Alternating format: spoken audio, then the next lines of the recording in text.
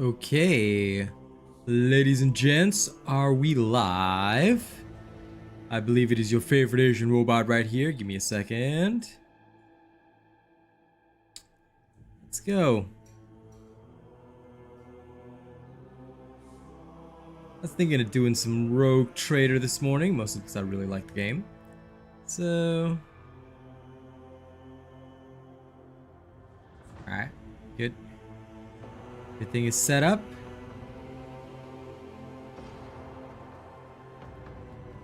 We shared with my Discord.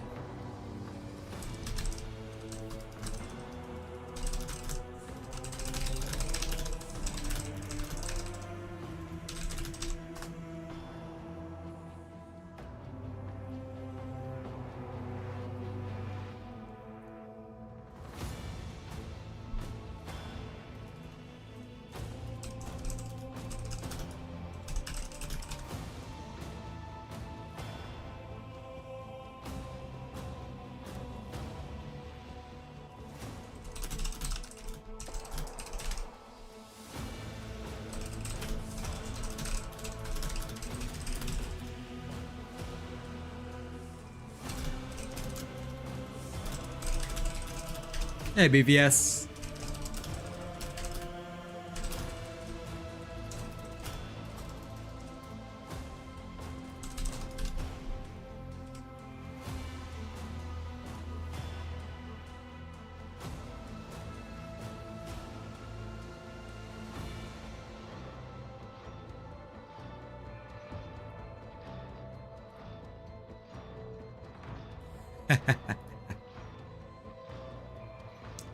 Come on, I already read all the voice lines. You guys are really surprised?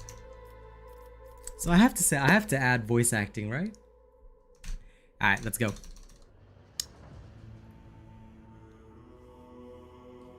Don't act like I don't read all of the voice lines already. At least the ones that are non-voiced. So, let's get started, fam. Hey Phil, Nisk, BVS. How are you filthy nerds doing? Alright. Now, the last time it was before we got Cassia, but I played a little bit off stream and I already have Cassia, so yeah. We already have this navigator nerd in my team. I don't know what to do with her, but, you know, I've just built her for like debuffs so far. And I'm assuming that's what you're supposed to do anyway.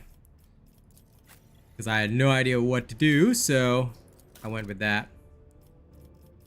She does need more psychic powers though. Navigator powers equals busted.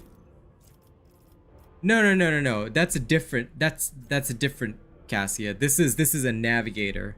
So she's a mutant that can gaze through the warp and direct the ships and stuff like that.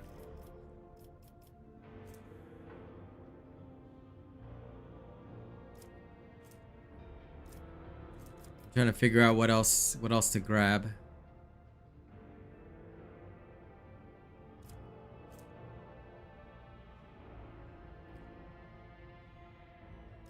Yeah, I know.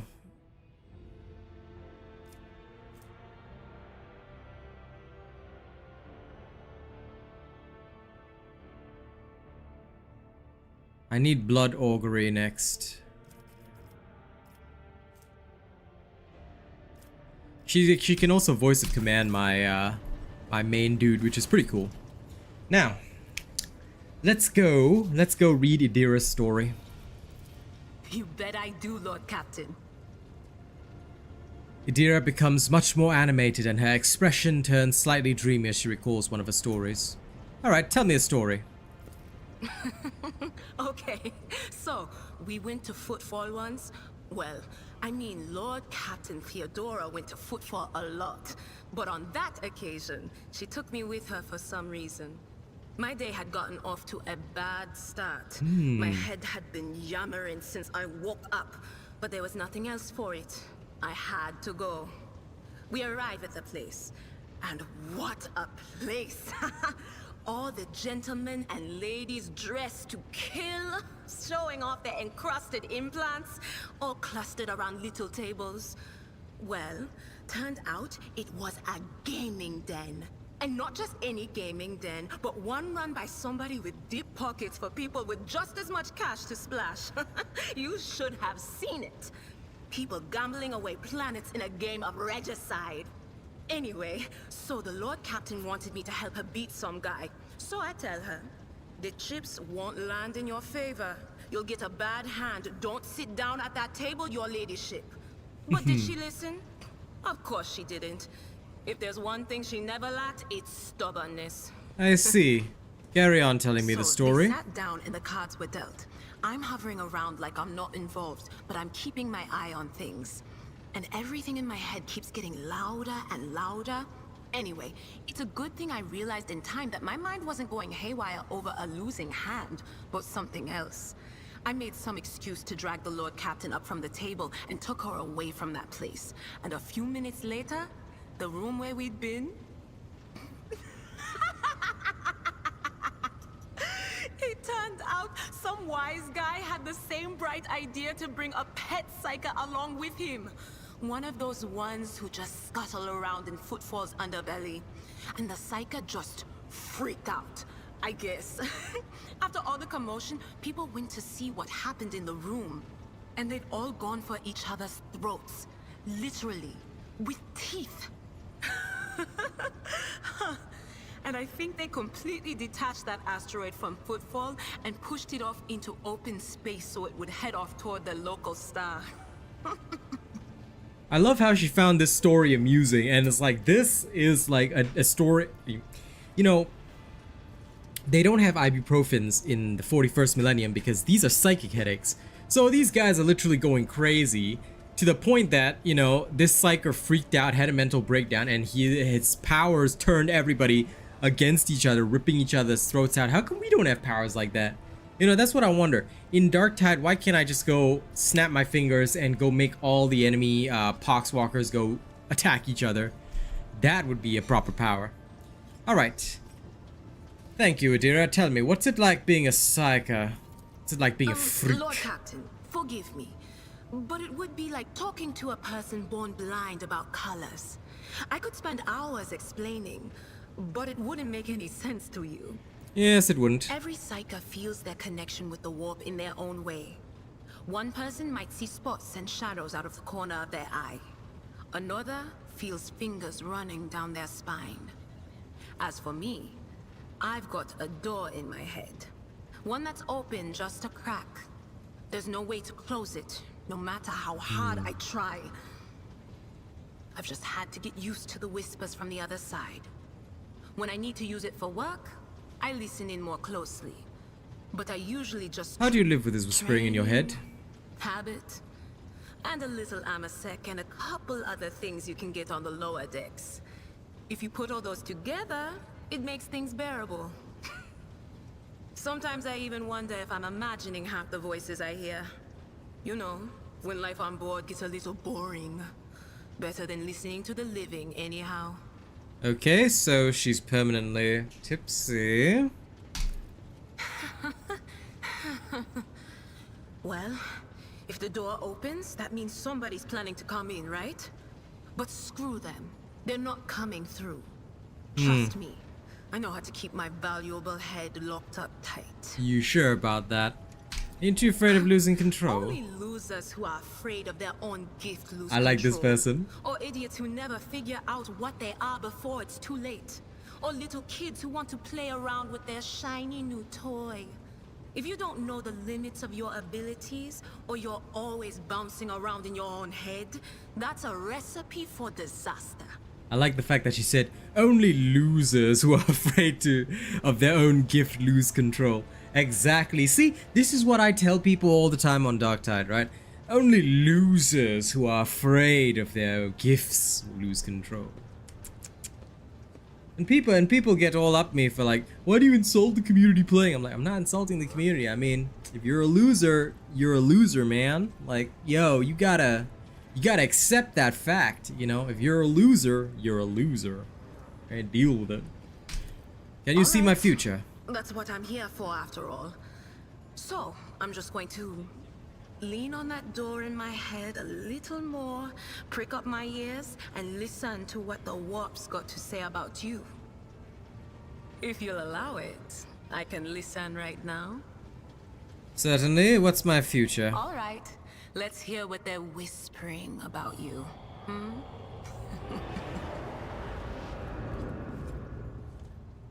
Ooh. Idira laughs, rubs her hands together, and suddenly freezes with a vacant smile on her face, her head slightly tilted. You feel goosebumps appear on your skin, and your collar begins to waver ever so slightly, as if moved by a breeze from a half-open door. Among the blind men and false prophets, a red-robed sage seeks the answer to a question. He does not know that it is not the answer he must seek, but the question that will draw everything into focus. Will you help him, rogue trader? But mark that sometimes ignorance is sweeter than oblivion. Will I help him? Well, if this red-robed sage is of the appropriate station, then certainly I don't see why I can't. A chained hound chases after glimmers of the aurora, but sparks in the scent of oil confound his nose. A chain trails after him. What will happen if you pick it up? Will you become his mistress, or merely another beast in the pack of his true lord? A chained hound chases after glimmers of the aurora, but sparks and scent of oil confound his nose. The chain trails after him. I see. The glow of dawn bursts forth from its prison. Dungeon walls cannot contain the dark essence wallowing in the dust. A naive cub pushes his nose into a familiar hand, one that holds death in twisted glass. Cherish it or cast it off as a burden. The sword of change has already been raised. What is one more life to it? Exactly. I'm sorry, Lord Captain. The voices are going wild. I can't make out a thing. I'll try to rein them in, somehow. But for now... You've done well enough, Psyker. Did you know Theodora well? None of the officers knew the Lord Captain well. Not even Abelard, and she was always closer to him than anyone else. She told me from the off that if I ever listened to anything in the warp about her without her permission, I'd be going out through the airlock. I'm not an idiot, so I never stuck my nose where it didn't belong. Only when I was asked. Very well. It's hard to wrap my head around the fact that she's gone. Lady von Valancius gave me everything I have. She opened the stars to me and the paths between them. I still think I can hear her voice. Is that so? Well, just remember that you serve me now. Things are strained between you and the sister. Is afflicted with her own set of voices. Ones that whisper to her about corruption and heresy. The silly girl doesn't realize that if she wants to find the source, she needs to start by looking in her own head. Okay, well, thank you for that. All right. Okay. I'm sorry. Of Right. course. So the voices are going wild, I see. These voices inside my head are taking over. They're telling me that my life is in danger. Ooh, wait, Cassia is here. Okay. Let's go talk to Cassia. Where are you? One.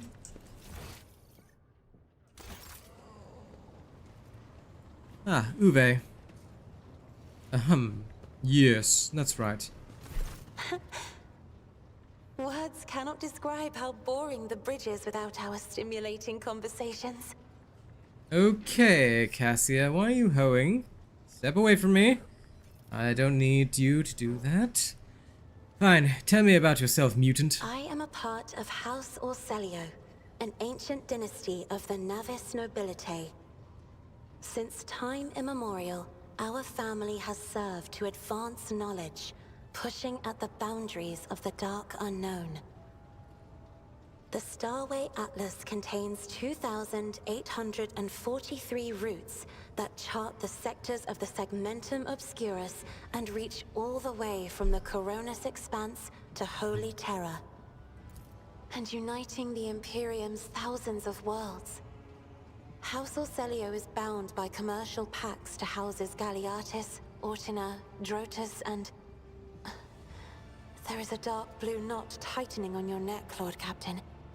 I can see my reply is not satisfying your thirst for knowledge. What is it you desire to hear exactly? Let's try this first You response. will? That would be most appreciated, Lord Captain. Yes, it must have been difficult for you to lean on your elders, seeing as they were all weirded out by your powers and that kind of thing. Anyway, have you never lived anywhere other than Urak 5? Hardly. According to the chronicles of the house, I was born on one of the Orselio worlds. Oh, what was it? Please forgive me, Lord Captain. My childhood memories are too vague. Sometimes I dream about the colorful birds that built their nests in the garden, or the servants dressed in purple livery, or the blue fog that rolled over the lowlands behind the palace. But everything is covered in a rosy haze. Perhaps it is my imagination, not Tell me about your life my on the stay station. on the station was wholly dedicated to preparing me for my future duty. Astromancy, astrography, numerology, the histories of my house and the Imperium, as well as other disciplines. For many years, dozens of instructors tirelessly prepared me for my destiny. And once a year, Great Regent Alronto would come to the station. He would entrust his beautiful vessel to my command, so that I could master the practical aspects of our art as well. Do you have friends? The Regent gave me a bird from a sunlit That's not a planet friend, that's a once. pet. I tried to befriend it and make it sing, but for some reason, it refused, and died soon after. Wow. The instructors were too respectful of my duty to my house to waste precious time on idle chatter. Aside from them, there were only servants on the station. And you know they have their vocal cords removed, so they cannot break their vow of silence. They have their vocal cords removed. For real? Okay. So she got a bird that died, and that's you. Wow. Okay, this lady's never had friends. So you've never had friends before in your And life. since the subject has been breached, Lord Captain, why do you not follow this honored tradition? Your decks are so garish. Apologies, I meant noisy. The rabble don't just chatter. Sometimes they shout and even sing. Why do you allow such a lack of restraint? Rogue traders are highborn, are they not? Yes, we are highborn, but a ruler cannot maim people just because it is in her power to do so. On the contrary, it is the duty of every ruler to look after their subjects. And remember one thing, nobody bullies your people except you, which is why I call BVS a peasant. Only I am allowed to call BVS a peasant. Remember that. A ruler must never bully their people. You must only niece them with barrels. Your words sound amazingly blasphemous. If a ruler's duty dictates the need for violence, would dispensing it not be their responsibility? I will contemplate your answer in solitude. Listen. If duty dictates the need for violence, you inflict it upon your enemies, not your people. You don't inflict it on random strangers, unless you're me. Then you can inflict it on random strangers. Why? Because I'm Lord and Savior of all humanity. Remember that. Your third eye, do you always conceal it, The mutant? navigator's open eye is baneful to whoever the warp's ruinous shine falls upon, and therefore it is the symbol of our power. We are the guiding stars of Yes, carry on. Besides, I am aware that lesser servants of the Imperium may find our appearance repulsive. The navigator gene twists the features the rabble are used to seeing, and the magnificence of our role cannot be grasped by their feeble minds. I see. Come on. You look good, Cassia. Don't let anyone else convince you otherwise.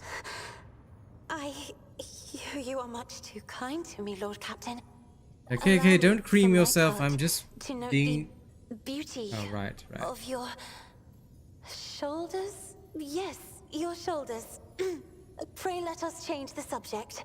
Okay, that was just a compliment. Calm down. Okay, don't cream yourself over that. What does it feel like to guide a vessel through the warp? It may be difficult to describe. You see, every navigator perceives the warp differently. My mentor, Great Regent Elronto, always described his travels through the Immaterium as a journey through a vast wood with countless paths. And I, assisting him in the first voyages, futilely tried to follow his example. But the wood would not reveal itself to me. Hey Nisk, the wood would not reveal itself to her. You get what I mean? Alright. I see. Thank you. Everything changed when I found my own key to this mystery. You see, I've always brightened up my rare moments of leisure time by painting. You may recall there was a workshop in my chambers. As soon as I imagined the warp as a blank canvas, an indescribable feeling came over me. I moved the brush, going deeper and deeper into my own painting. Visions were hidden within the vibrant colors of my palette, and something inside me knew which should be brought out and which should be left behind. I woke up several days later, after the voyage was safely complete. I notice your love The of Emperor graced me painting with a gift. is reflected in your I gift. can see inner life in addition to the mundane. You cannot know that a fruit has rotten from the inside until a blade slices it in two. I can see the rot from far away. I see. It roils like swamp mud, oozing through the bright peel. Anger and boredom, sadness and joy. Everything that people shut away inside themselves is revealed to me like colors on the canvas of my world. How useful, mutant. Good. You will hear no objection from me, Lord Captain. Okay, tell me about House As the Orcelio. only voice of our family on this vessel, it is an honor. As long as your questions are courteous, I will answer every one of them. As long as my questions are courteous. Well, I might ask some discourteous questions. But first, is the Orcelio prophecy system named after your ancestor? You are shrewd indeed. My ancestor charted that route while fleeing the enemies of humanity. They say the Emperor himself was his guide, because the warp expelled their vessel without a single loss. Unfortunately, the lips of those who relate this tale seep with disgusting green hubris. I think Colleen Orcelio was simply a skilled navigator. I see. Well, who rules the Just house? as a rogue trader stands Brenna. at the head of a Benna. protectorate, a Novator heads a navigator house. It is the Novator who decides where to look for alliances and which path their bloodline is destined to tread. As for our house, the transfer of power to a successor is currently underway. Oh, yes. The navigators of the I take house it. came to the Coronis Expanse fairly recently, a mere 208 years ago. Before that, our ancestors expanded the borders of humankind's dominion for the glory of the Emperor, blazing trails to different corners of the galaxy. A rich history indeed. You lived in seclusion on a closed station until Felek committed his sabotage. Then you must be the successor, are you not? So, says Regent Elronto. Nothing is decided yet. Some people in the house become enshrouded in rolling grey clouds at the thought of me becoming the Novator. But even more are bound with dull leaden chains. They think I am not ready for such a burden. Probably not, since you drove everybody crazy with your emotions, but with your permission, I would like to talk By about all something means. else. What does your special Sister sight reveal? Argenta shines like a guiding star, inspiring resolve in those around her, seemingly inexplicably. However, I see a dark and ugly fog billow behind her. Ah, now this is information that's contrasting useful to sharply me. with her shining light. It burdens the Sister of Battle. It drags her down. Yet Argenta herself is hardly aware of it. The sister hides things. Good to know. Good to know. Your service is Seneschal noted. Viserion is among the few whose colors are a pleasure to look at. Whenever the Seneschal speaks, heavenly crystal clarity spreads around him. And whenever he is angered, dark blue clouds condense over him. And in his rare moments of joy, a pure gleam of sunset pink caresses the souls of those near him. Out of your entire retinue, Lord Captain, he is the only one I would trust with my life. Understood. I will trust him with my life. But remember that the Emperor's service comes first. Idira's emotions are like a maelstrom. Bright, unbridled, enveloping her form like a wondrous kaleidoscope of colors. And as dangerous as a twisting warp storm. I see. The riot of colors hides the truth from my eyes. What exactly is driving this woman? Is it her own will, or... Don't worry, this is I where have I enjoyed your will company. beg my leave. Thank you for the conversation. Thank you, mutant. Out of my way. Now, the last one, Argenta. Greetings. Ah, good. I've got nothing to talk to her about. That's great. Okay, BVS, where is my next destination? Do I have anything here? Okay, no, I don't. Lord Captain. Okay, grand. Kronos expense map. Now, do I have to go to Rikard Minoris or Filia first? The prison planetoid. Which one is the faster way to go?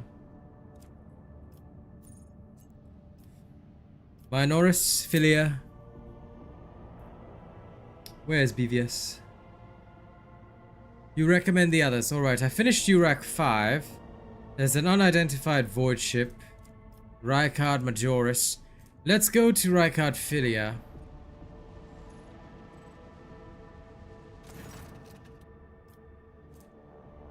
Okay, side story it is. Voxmaster Vigdis.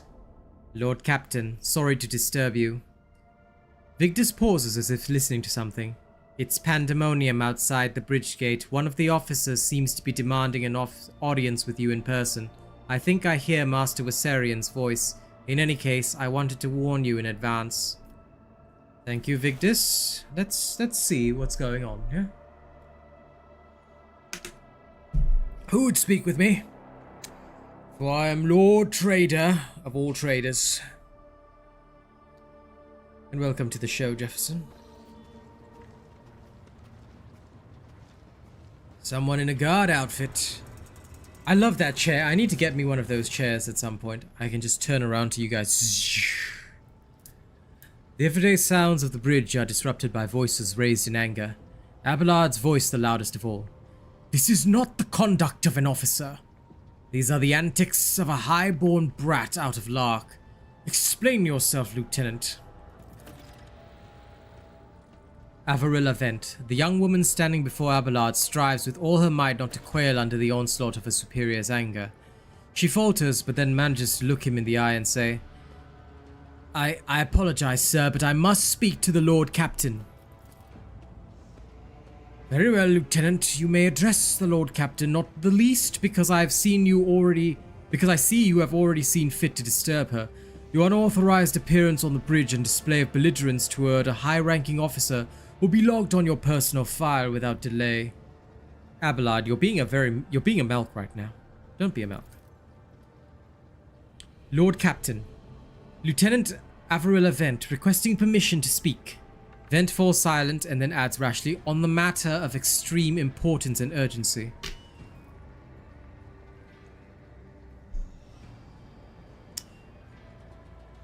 Listen. You may speak, but I want to hear a report, not a shouting match. Having two officers bickering in full view of the bridge is unacceptable. I'm sorry, Lord Captain. I thought the drastic times called for drastic measures. There is still a chain of command and you will obey your superior officer. Or did you forget that I'm a commissar and I have executed people for less? This matter cannot wait. Any minute now an assault unit will be dispatched to the lower decks on orders to crush the workers' strike by any means necessary.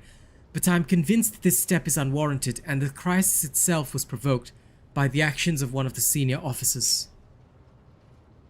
Let's see. Abelard, in no hurry to intervene, lets out a skeptical huff. Lord Captain, I urge you to investigate the actions of Seneschal Wasarian and to intervene in what's happening on the lower decks, because very soon we will have a mutiny or a massacre on our hands. Vent reels off the last words as though she knows them by heart. She has clearly been preparing to say them off for some time. When she is finished, she casts an anxious glance at Abelard, then you. There's an insurrection in the making aboard my ship, and no one has informed me. I would not deem it a problem worthy of the rogue trader's attention. The lower decks, as it so happens, are in revolt. 30-some years ago, we even had a revolutionary leader rise up who dared to establish workers' rule across the entire ship. It took a month to restore order, but even 8 years later, we were still battling rumors that the hero had survived his execution and was on the verge of gathering people to fight against tyranny once more. Needless to say, the rumors were baseless. As for the current situation, we have sufficient enforcers to deal with it. But on this ship, the word of the captain carries more weight than a salvo from 100 bolters. I'm sure that if the rogue trader addresses the malcontents directly, she will quell the unrest. I dread to think the problem you will describe the rogue trader with next. Perhaps you will ask the Lord Captain to break up the brawls in the mess room. I've already given you the means to resolve this problem. You simply need to use them. If I may, your ladyship, sending a hit squad to crush the rebellion is a means of ignoring the problem, not resolving it. How did all of this start? The situation could boil over at any minute, so I'll give you the condensed version. It all began when the enforcers found a cultist amulet on the body of someone who'd been killed in a drunken brawl. We reported it up the chain immediately, arranged for a cleansing rite to be performed, and opened an investigation. No heretics had been found alive, but the searches brought tensions between the enforcers and workers to a head. And where does Seneschal Wasarian come into this? I shall explain. I beg you to hurry. Time is running out. I will not hurry, since my competence is under scrutiny. I shall speak for as long as I see fit. There is an established order to the way things are done on this ship, and one of the pillars on that system is that the rogue trader's attention is not distracted by trivial matters. It is the Seneschal's role to ensure that. I have always handled internal problems myself, so of course, when I received information about cultists hiding on the lower decks, I took the matter in hand. So long as I live, not one of the vermin who murdered Theodora von Valancius will find refuge on her ship.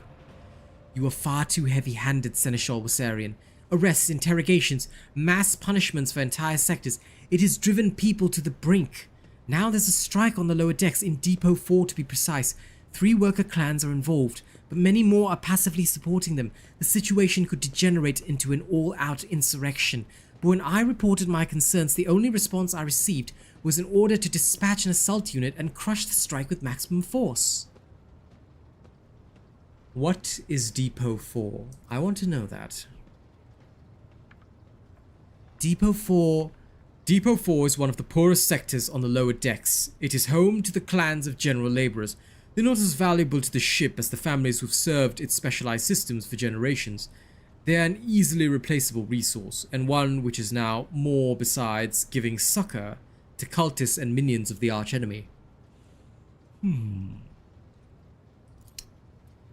Depot 4 is poor and troubled, but at worst that means drunken fights and illegal rotgut brewing.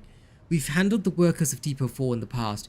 We would have done so again if the crackdown on Depot 4 hadn't been so harsh. And another important point to bear in mind, the problem is not limited to this sector. It's located on one of the most populated lower decks, and everything that happens there has a knock-on effect on all the neighboring sectors.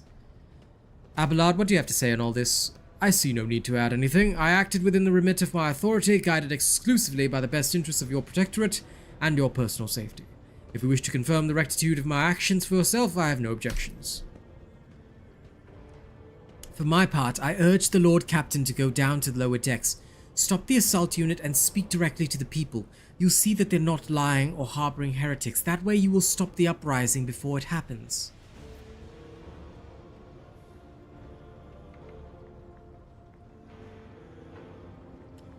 I trust Abelard, and I'm certain the Seneschal was acting within his authority, but I'll verify the soundness of his decisions for myself. Throne preserve you, Lord Captain. I thank you for your support. An enterprise bordering on the sophomoric, but please yourself, Lord Captain. However, I categorically insist that I escort you. I would have it no other way, Abelard. I trust you with my life. Come. Let us venture down to the lower decks. Cassia, come with me, mutant. You shall be at the front line. Disable them with your beauty, as we say. Go to the site of the conflict with the Seneschal. Okay. Come, sister of battle.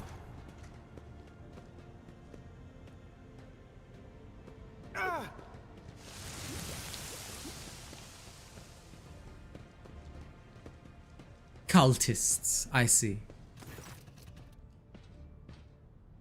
Abelard reflexively wipes the sweat from his brow in a startlingly human gesture and a telling one. A rare moment where he allows his age and wariness to show through his armor-like veneer of self-assurance. Give me 1 second. This is what I get for opening up immediately after waking, but I will not miss a second of work. The lower decks are a source of endless problems. Sometimes I dearly regret that we cannot replace all the locals with servitors. The people dared to disrespect a senior officer? They would not have had the chance to express such disrespect if we were not here, and if the situation had been dealt with by the relevant officers. It is a junior officer's worst failing, to pass problems up the chain of command. I have never been able to abide it. I shall say it again, it was a mistake to come here on Lieutenant Ven's whim, Lord Captain. Let's keep moving. We'll need to get to the bottom of this. I won't tolerate weakness. I will not tolerate any weakness, certainly. What does this valve do? Should I divine our next step? Can't touch the valve. Very well. What does the map say?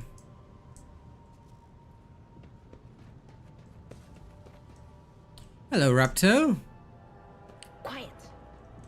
They're trying to tell me something. Wow, nobles from the upper decks down here to see us.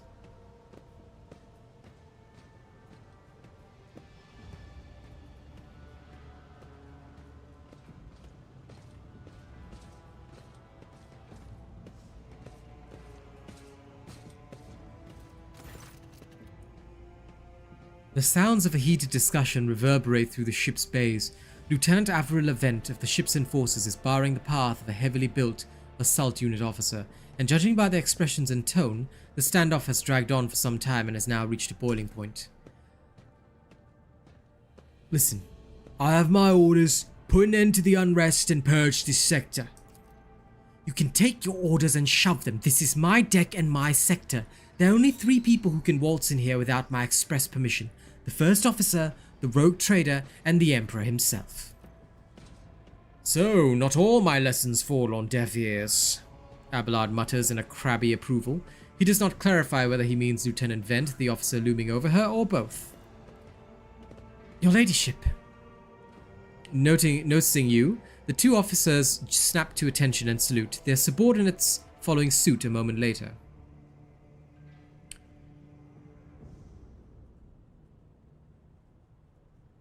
What's the situation? Your ladyship, my people have locked down the bay where the strikers are, including their leaders. We have the situation under control as far as resources allow. We encountered some locals on the way here. Their conduct was outrageous. They even tried throwing things at us. Vent paled slightly. The people are getting desperate, clearly. They saw the assault unit and decided they have nothing left to lose. I mean, I apologize, Lord Captain. It is outrageous. I'm sure the people simply didn't recognize you. It wouldn't have occurred otherwise. We will deal with them once the situation is resolved. Is that all you have to say? Are you sure you're worthy of an officer's rank, Lieutenant Vent? Forgive me, Lord Captain. I will take steps to ensure such a thing does not happen again. Yes, as you should. They should never be throwing things at a superior officer. But I want to speak with the strikers. Sire Melk's mouth twists, but he restrains himself and says nothing. I'm liking Rogue Trader. It's an interesting story. Right you are, Lord Captain. Allow me to wish you good luck. Well, very hopeful of you. If this devolves into violence, then I hope you will learn a hard lesson. Vent. But then again, this sounds like a chance to get XP for my crew. Greetings, your graces. Yes, yes, you should be saying. Ominous lurks ahead. That is what you should be saying. Come, form up, squad. Idira, you will take point as a psyker, of course. Psykers are the strongest, after all. The enforcers have tormented us enough. We won't stand for it. Our children are freezing. We've done nothing wrong. We're being punished. We won't stand for it anymore. A dozen pairs of eyes stare apprehensively at you. The people before you are typical inhabitants of the lower deck. You take in their simple clothing, crude weapons, and faces displaying varying levels of mutation, from the barely discernible to the strange and outright grotesque.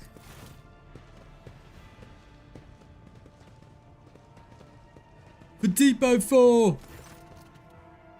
A whisper passes through a crowd, and you detect a mixture of fear, astonishment, and joy in their reactions. Finally, 3 people break away from the crowd, an elderly woman and 2 men.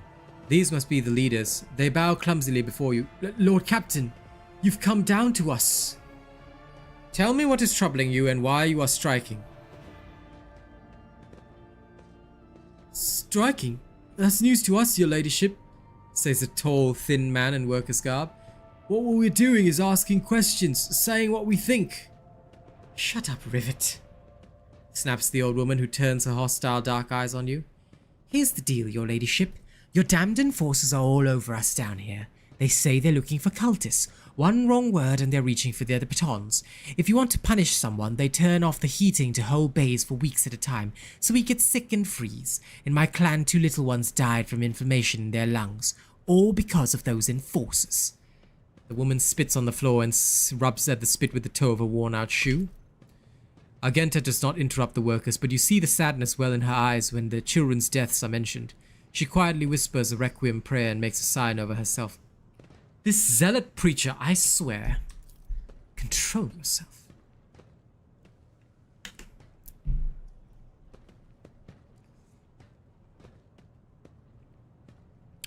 It's all true. Vent's the only enforcer who stood up for us. It's clear as day who had a mother from the lower decks and who grew up amidships and has no fellow feeling toward us. The grim man with a scarred face throws up his arms. Your ladyship, we're no villains here. We're honest workers, your servants. We plot no disorder. We're on strike openly and now we've guns pointed at us. All we're doing is asking to be allowed to work in peace without being harassed.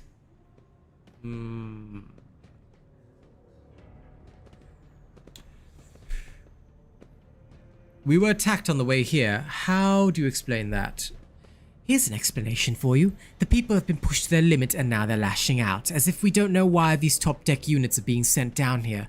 Like that one there that the lieutenant won't let past. Our clans are all inside the bay have been sealed off, but the lower decks are big. I'm sure there's some people who've had just about enough. We're getting it from all sides. The soldiers have encircled the ones who've risen up. A death squad just arrived. It's no wonder folks are lashing out. Their words seem sincere to you. Their body language and the glances traded between them reveal that the news of the attack has shocked them. I see. The persecution started apropos of nothing, you say. I was told that one of you was found in possession of a cultist amulet and that there are heretics in hiding here. A cultist amulet? What's that? The gewgaw they found on the dead drunkard? If it was something evil or forbidden, we didn't know. The enforcers just said they were looking for heretics among us and anyone obstructing their investigation would be punished. But how could there be heretics here? We know our own people. There have been no new faces around. Definitely not, and if there were, we'd be the first to report them. As for this amulet or whatever it is, they took it off a dead body. There are no cultists still breathing in our sector, that's for sure. But when the fight broke out, some enterprising folks looted the bodies, the boots they came back with. Nobody's ever tread these decks in boots so fine, I can tell you that. Seems to me these cultists are better commanders than us. Oh yeah, those boots were real fine. And there was no harm in taking them, right? As for the amulet, it must have been pocketed by someone who didn't know any better. We don't need any amulets around here. We all worship the Emperor, and when working, we bow down before the machine spirits of the large and small transformers and the servo motor, the same way my grandfather was taught 100 years ago by a tech priest who came calling. Believe us, your ladyship, we're people of faith. Naive children, weren't you taught from an early age about the dangers of the archenemy's creations? Weren't you warned that any unfamiliar object could be one of them? We were, Holy Sister, but that was long ago. The last time we saw a confessor in our sector, it was just after I'd had my third little one. That is regrettable, but you cannot lay the burden of leading a righteous life on the shoulders of the Holy Fathers. Who will blame when beasts crawl out of these amulets you stole from the heretics? The Holy Father who was not there, or the scavenger who brought evil down on himself and his neighbors? Abelard, do you have anything to add? I authorize the use of all necessary measures to locate Chaos Worshippers hiding in the sector. The specific steps taken by the officers were not reported to me. Nevertheless, I am certain that their actions were justified. Cultists are no drunken stevedores. Stevedores? They are the enemy and a threat to the ship. Neutralizing them demands decisive action. What changes do you want? Would you look at this? The exalted Lord Captain herself is asking us bilge rats what we want. Well, here's what we want. We want you to rein in your damned enforcers, to quit turning off the heat, and to stop battering everything that moves. No, that's not it. We want the enforcers gone from here, and we want to be armed. Give us arms and we'll govern ourselves. We'll defend ourselves if these cultists do show their faces. I've been leader on my clan for 20 years now. Getting rid of these club-wielding thugs can only improve things around here. You've gone too far, old Nan. They'll never let the maggots on the lower decks live without the enforcers breathing down their necks. They probably even insist on the enforcers on the upper decks too. As for weapons, what do we need them for? Before the first day's out, we'll have someone shooting their neighbour out of stupidity or drunkenness. We don't need that. If the enforcers stop hassling us, there'll be enough. In return, we'll find the scavengers who robbed the cultists' bodies and we'll talk to them. One lower decker to another. If there's another more of those damn amulets about, we'll hand them over to the enforcers ourselves. I like that stage of the old woman's a heretic. You speak for yourself and your clan. I'll speak for me and mine. I don't want empty gestures. I want real change. They'll promise us the world now, but as soon as one of the anointed turns their back, these brutes will be on us even harder than before. All because we dared to speak out.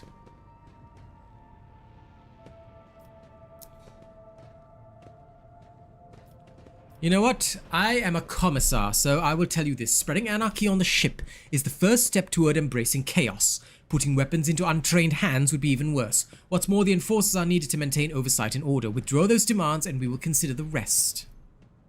Coercion test succeeded. Why? Because I'm a commissar. The tall worker they call Rivet shrugs and casts a sidelong look at the old woman.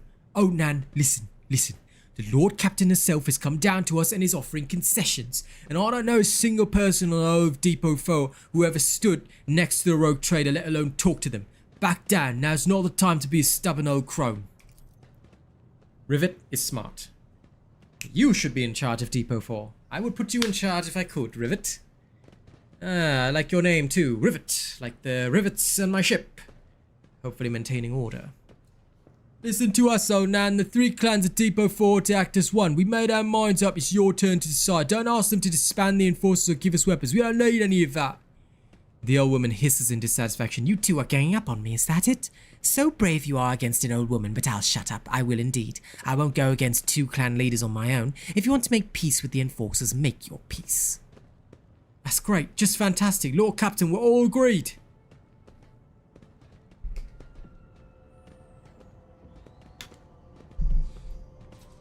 Then it is decided the persecution will stop, and I'll expect you to assist in locating any remaining amulets or weapons left by the cultists.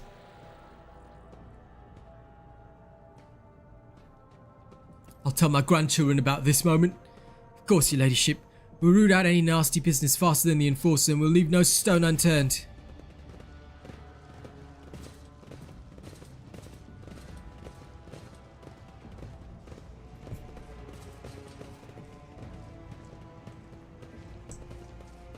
Lay claim to the stars. Okay, now we can leave, I think. I'm at your service. Follow my lead.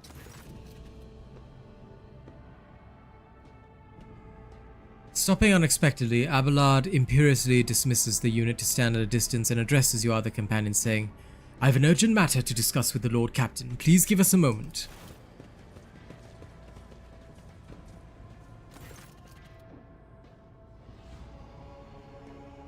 Abelard looks at you and his last vestiges of restraint vanish. "Well, are you pleased with your investigation, Lord Captain?" You kowtow to the disloyal rabble. You believe their lies and showed them leniency. Next time the ship is attacked by cultists, that rabble will welcome them in with open arms and allow them to wreak whatever havoc they like, because they see you as a weak leader.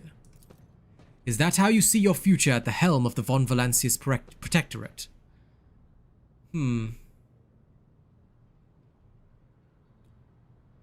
Let's talk about your role in all of this instead. You allowed this revolt to happen. Your actions practically guaranteed it would.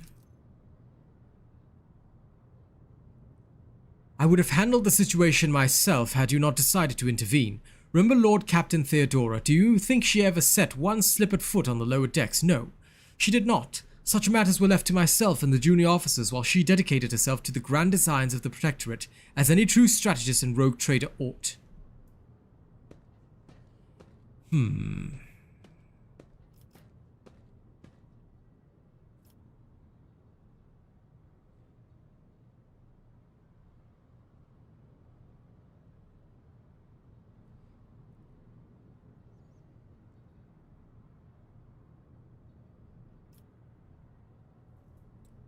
I would be only too willing to trust in my seneschal and not fill my head with such matters, but the situation had spiraled out of your control, Abelard.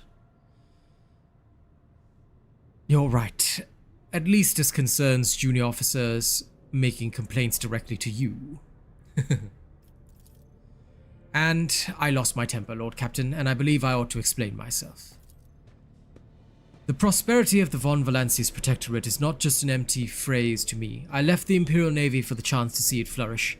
It was the most momentous decision of my life. I did it because I saw in Lord Captain Theodora's deeds the sign of true greatness. Rogue traders do not simply forge new routes and capture worlds. They create order out of anarchy. That creative impulse was entirely lacking during my time in the military. So I left everything behind that I had known, my family, and I've come from a long line of officers, and I embarked upon this incredibly reckless venture. Lord Captain Theodora entrusted me with all the concerns she had no time for. She would go off on her flagship for long periods to distant frontiers, on scouting voyages, and the advancement of the entire Protectorate rested on my shoulders. And then suddenly, everything that had been built over the years and years began to quake, rattling like a flimsy hanger on a seismically active world. One of the senior officers betrayed us all. The rogue trader was killed, and who knows what is happening on the planets. I tell you this honestly without fear of appearing weak. All this has come as a grievous blow to me. I'm not panicking or grieving, because I cannot allow myself to panic or grieve. I am duty-bound to aid the new rogue trader, to aid you, to find your footing as quickly as possible, and to do that I must insulate you from problems in the past, that in the past have been dealt with by tried and tested procedures set out in the ship's regulations. Procedures that were established long ago and have functioned smoothly for decades cannot suddenly be deemed access to requirements.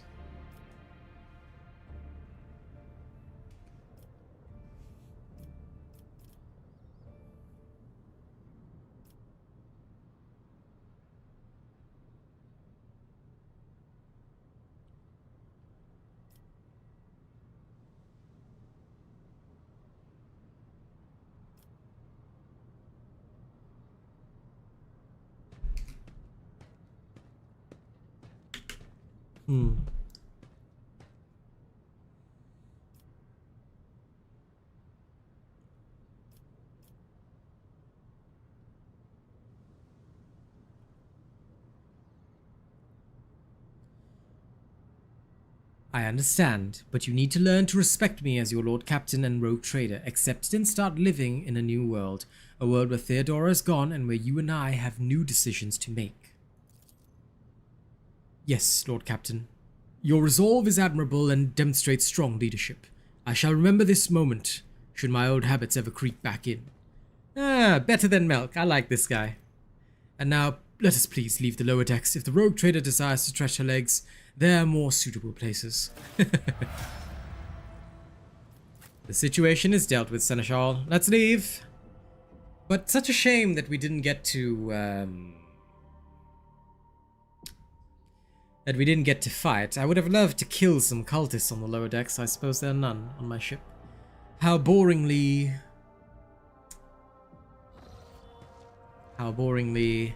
proper. Ooh, let's decide on my new talents. Let's see.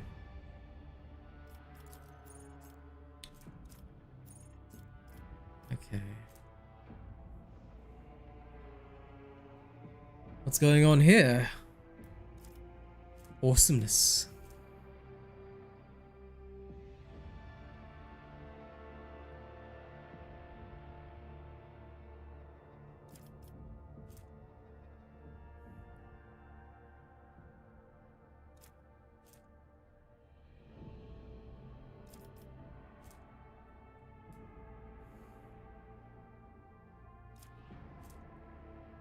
I see.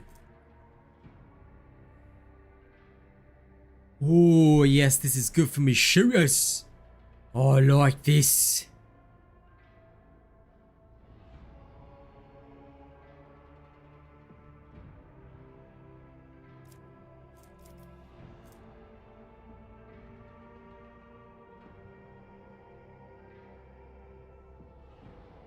Get back in the fight would also be good, though.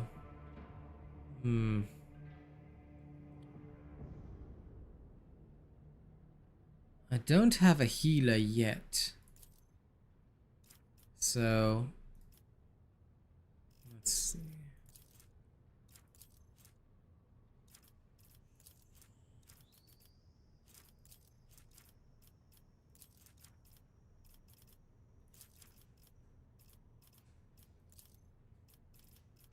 Oh, I can get some characteristics or things like that.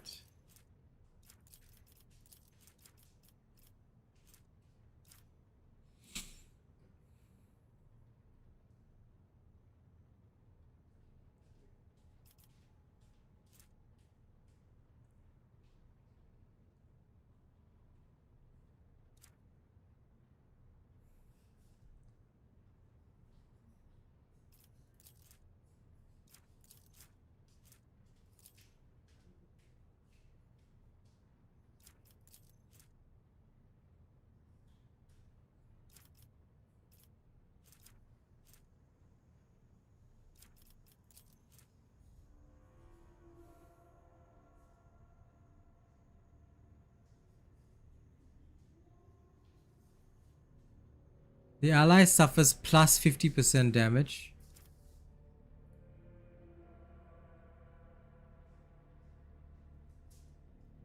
Is this a typo, BVS?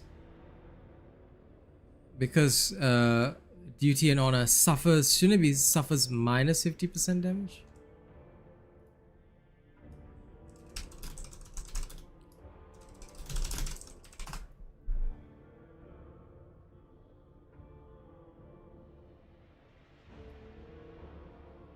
Huh?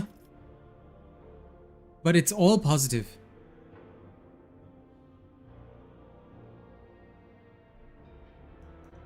They're gaining damage, aren't they?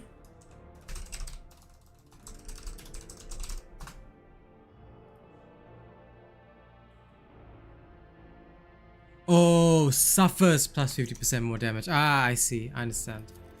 Okay.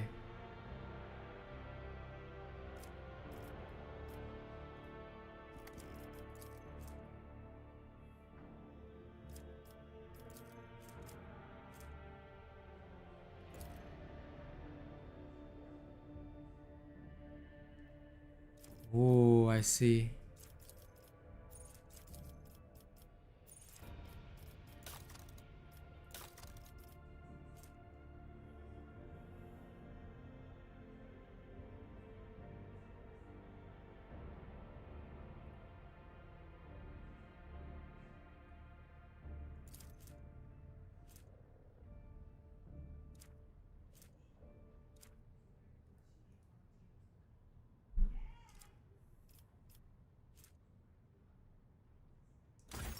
Ah, I see. Okay.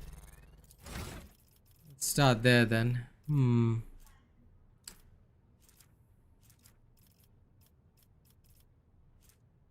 Okay, get back in the fight is fine. And then for the second one...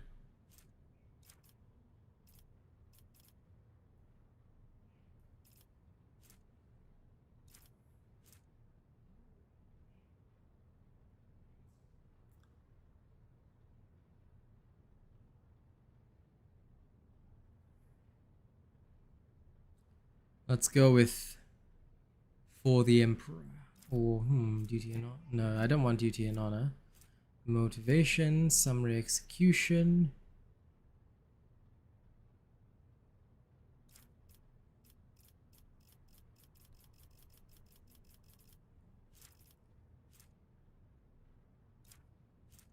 I don't have any specifics that I want right now, so...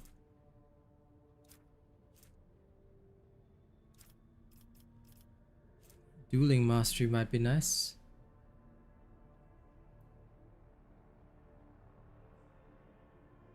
That sounds tough, Chanel.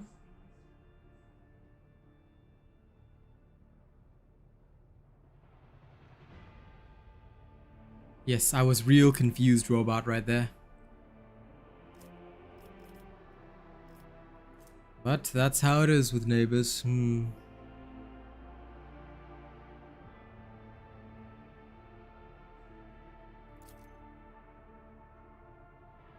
I like more momentum. So, since I haven't had enough combat situations just yet, I'll go with that first.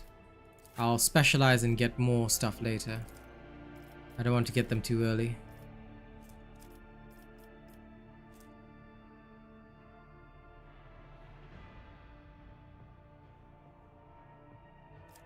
Reveal the light. Which navigator power do you think would be best, BVS?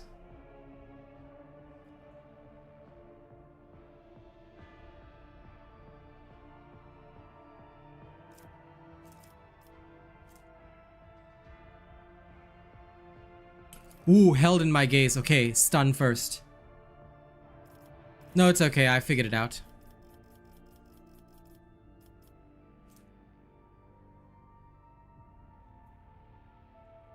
Point of curiosity.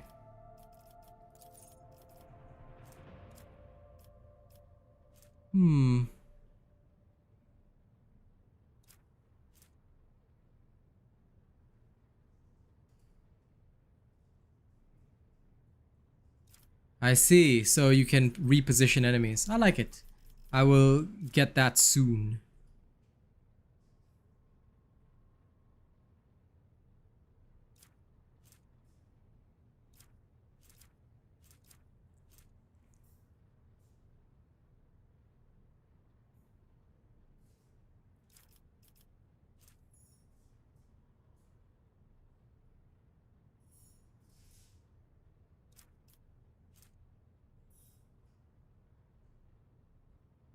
Ooh, undam the Sea of Souls. I like it. Nice. Argenta.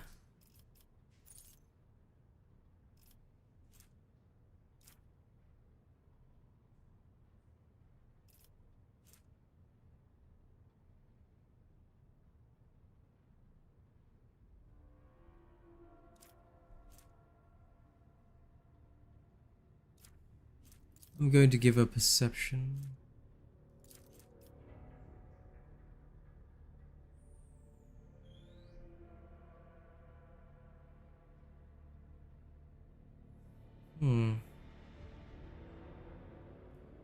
Actually, it improves characters' initiative, dodge, agility then. Yes, being faster is good. Next.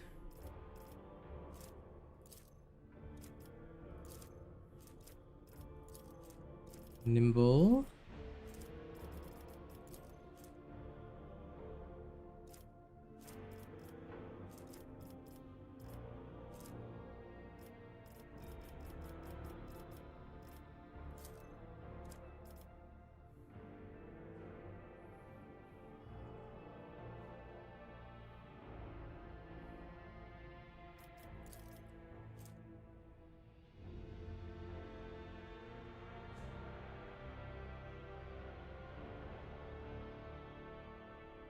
Litany of Hatred. Wow. Okay. Shield of Faith.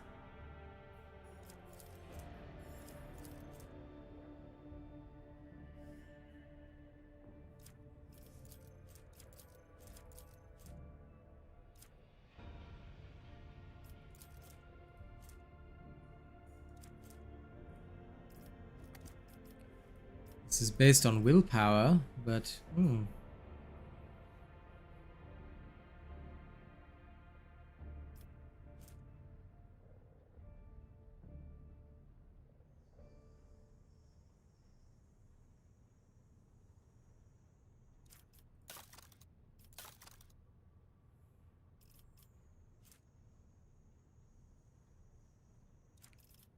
see. So that's how it works.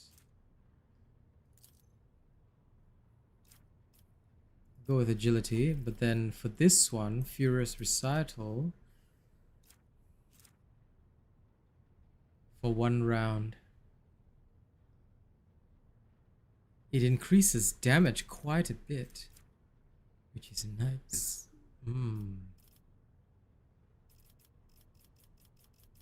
What will Bolt Weapon Expert do though? I can always get that later. I think I'll take Litany of Hatred. Improving abilities is good. Yes. Applied.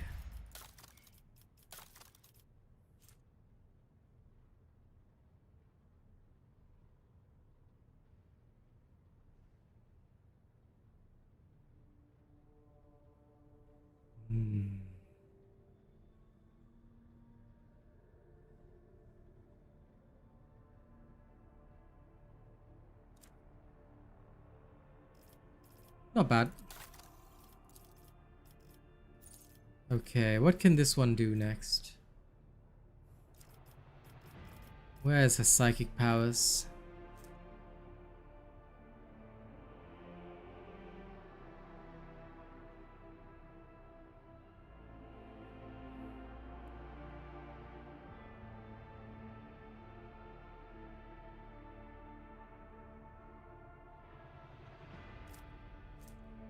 Prescience.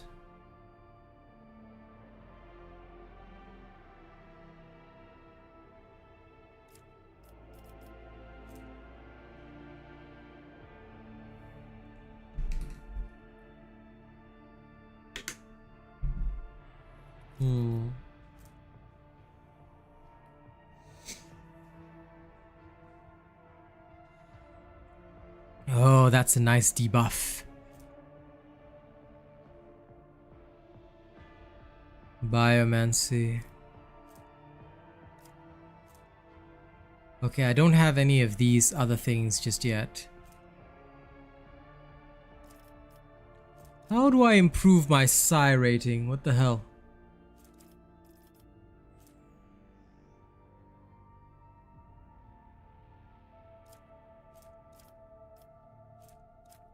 I think I'll start with sensory deprivation. That seems very useful. I'd rate this game a solid 7 or 8. It is interesting, but it also requires, like, in general, in my opinion, it would require some decent knowledge of building things. So yeah, it's not an easy game to grasp.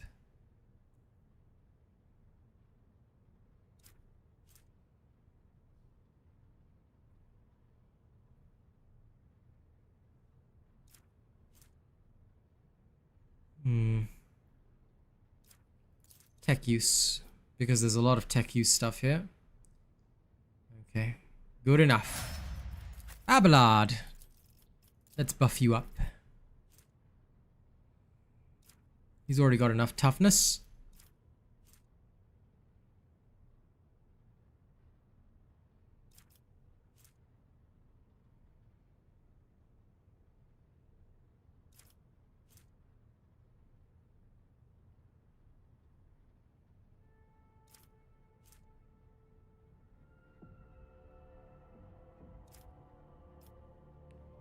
Weapon skill is good.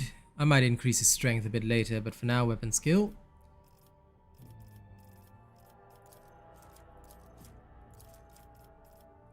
Let's see, anything unique for him?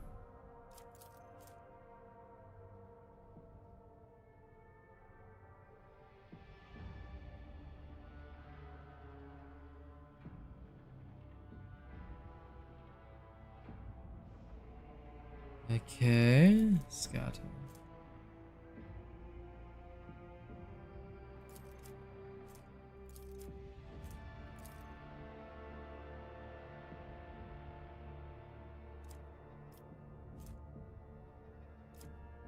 I see. Get into cover. Nice.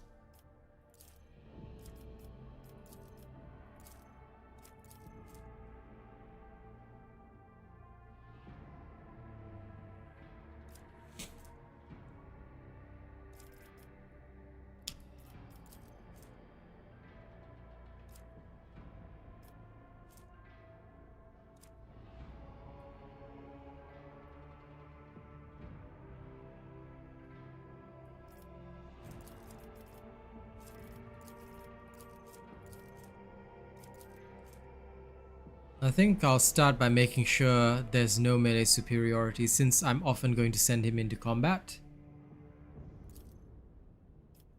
I see. Sounds cool. I shall look forward to more things. Okay. Looks like we've upgraded everybody for now.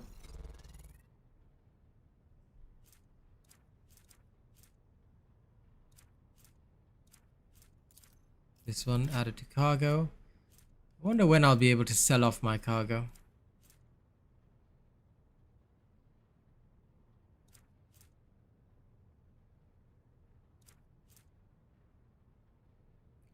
Ooh.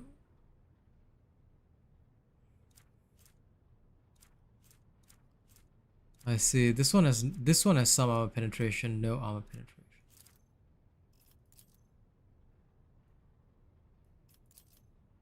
This one add to cargo.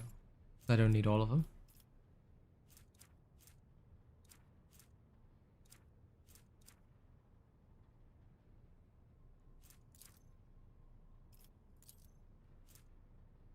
The rest of these I don't think I need anymore.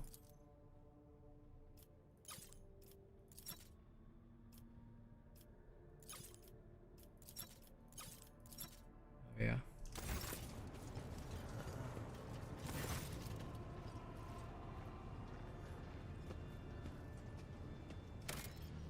At high effect totem. Okay, I've got nothing else to see.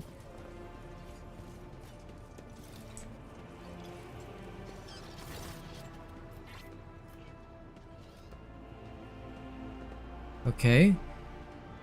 Pleasure to see you, Lord Captain. How may I be of assistance? Have you ever heard the name Fiery Reckoning? From what I can tell, it's a void ship of some sort. I'm afraid it's not immediately familiar with me, your ladyship. Please allow me a moment. I say, House von Valancius did indeed sign a contract with the owners of the vessel with the designation Fiery Reckoning. There are transactions, records of the ship picking up cargo from Kiava Gamma. Well, this is odd, the data log ends there. Apparently the ship had some interactions with one of the workshops on your industrial world. I beg your pardon, your ladyship, but that is the extent of the assistance I can provide you. I would like to replace the painting of the late Theodora in my chambers, hang my portrait instead. Lol. Poor Theodora.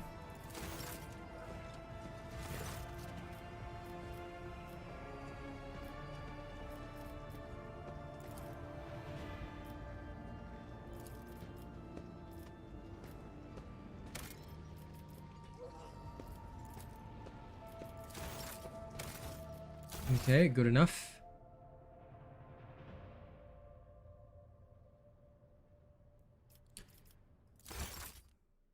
Have to interact with the void ship in the space map first. Yes.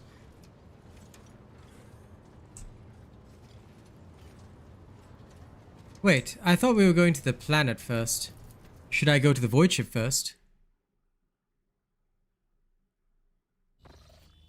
Because I'm about to go to this planet. But if not, then should I go to the unidentified void ship first?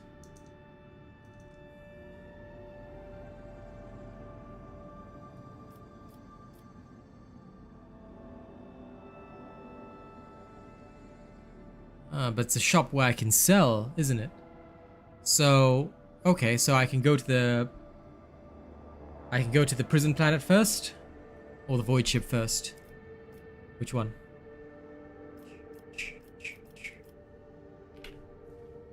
Seneschal BVS may advise me.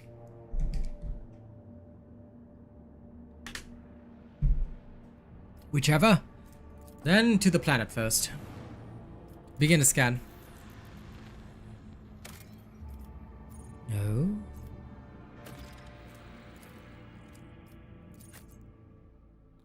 Yes, let's go. Into Wombat.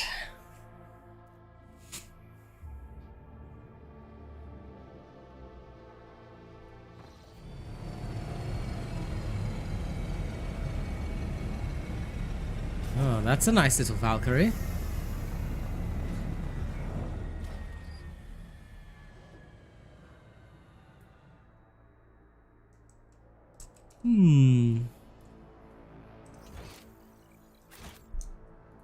Goods.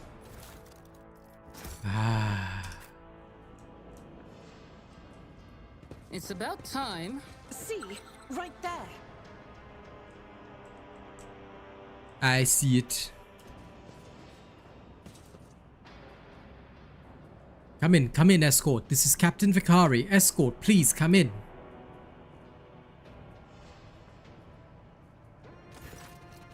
The pale young woman looks at you with a mixture of hope and disbelief swirling in her eyes. You notice her hands are trembling as she clutches a weapon. Who are you? Did you come from the planet? Are you reinforcements? Saint's teeth, I thought you'd never come.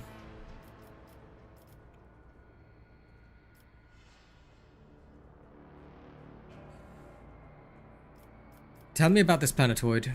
The only settlement on Rikard Filia is the penal colony. The prisoners work in the mines and the domed quarries. They mine sulfur, ceram dust and sand, which is then melted down. A rather nondescript place, or so it was prior to current events. What happened here? There's been a prison riot on the planetoid. Sadly, it is being led by the prison warden himself, the Honorable Anathagon Casteglia. He has allied himself with the rabble that he himself was supposed to watch and declared Rikard Filia to be independent of the authority of the system's lawful governor. Let's see. I came here as a shuttle pilot alongside the Honorable Evan Winterscale, son of Caligos Winterscale, rogue trader, vanquisher of Xenos forever triumphant over the enemies of humanity. She details, enunciating every word of her overlord's title. No, I will not wear my hat backwards, Nisk. Never. I must show off my robot logo. Young Lord Winterscale wished to speak to the warden personally so he could put an end to this lawless treason. He and his escort went ahead, and I haven't been able to contact them over the Vox for a very long time now. Evane. One of his distant younger offspring, yes. That's as much as I know about him, which means he hasn't distinguished himself in any meaningful way. Evane Winterscale has made several diplomatic visits to Urak 5 on behalf of his father, rogue trader Caligos Winterscale. The great regent would have not granted entry to someone dishonorable, which means whatever happened in this terrible, malodorous place, we must aid this man of noble blood. I see. The warden himself is spearheading the uprising? Yes, no one expected this. Master Castiglia is a nobleman from a respected governor house and a vassal to the House Winterscale. All of a sudden, he proclaimed that Rikard Filia was now his personal domain, and that the prisoners were his subjects, and that he would never bow to anyone again. It's pure heresy. Sounds like chaos, I'm telling you. Why would young Winterscale have felt the need to parley with dissidents? It's a personal matter. Master Castiglia, the seditious warden, is Lord Evane's childhood friend. When my lord heard of the riot, the news saddened him greatly, and so he rushed here without delay, in hopes of bringing his old friend to his senses, no doubt. I see. The first Winterscale in my memory prefers to talk first rather than shoot and slash. Young Lord Winterscale is not his father's shadow. If he is determined to save his friend, he won't back down. I pray to the throne that he is alive and well. He's been gone for such a long time, and I really don't like this place.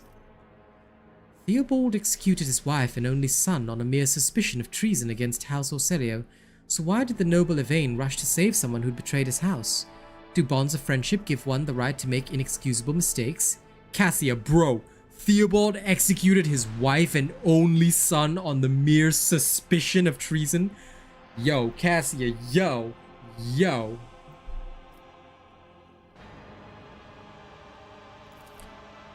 Unless it's one of the prisoners or the guards, then it seems unlikely. There's no shuttles in working order. Very well.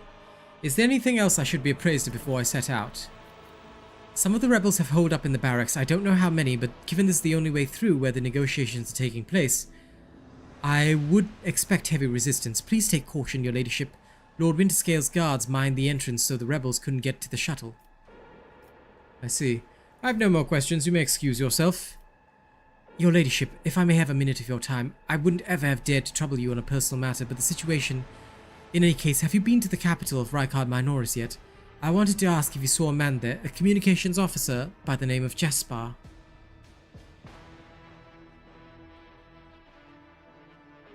I have not yet been to Rikard Minoris and know nothing of this officer's fate. That's a shame. May the Emperor keep that fool from harm. Thank you for your time, your ladyship.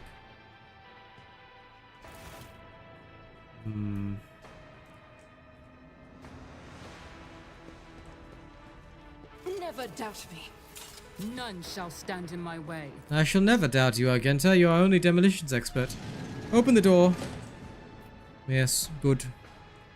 Now, let's go search for loot. I knew today was going to be special. I see. To the barracks then. Awaits. To victory! We should deal with this. I see. You left the Navis Imperialis to serve the rogue trader. Do you ever regret it, Seneschal? No, I do not regret it in the least. Serving in the Imperial Navy is a fine thing to do. But it was only under Lady Theodora that I truly felt the significance of what I was doing. What a lovely dialogue. The remains of a meal, one far too lavish even for a hive world, let alone a prison colony. I won't tolerate weakness. I see. They're eating like kings in here. Cassia be like that, I can fix her, lol. No, you can't. Top quarry workers of the cycle. Scraps of typical free prison food, repulsive to the senses. Venerable optimates, the best among us. The list is faded. A new I see. challenge for me. I woke up with a feeling of wonder, as if a field of flowers was blossoming nearby. A child. Ooh. Death. Don't frighten 1,000 me! heretics were burning alive. What the hell? begging and sobbing and howling. That was silly.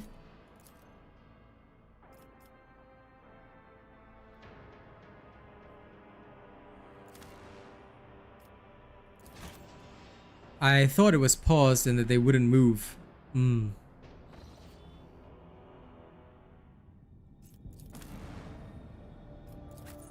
Okay, let's go again. That is most silly.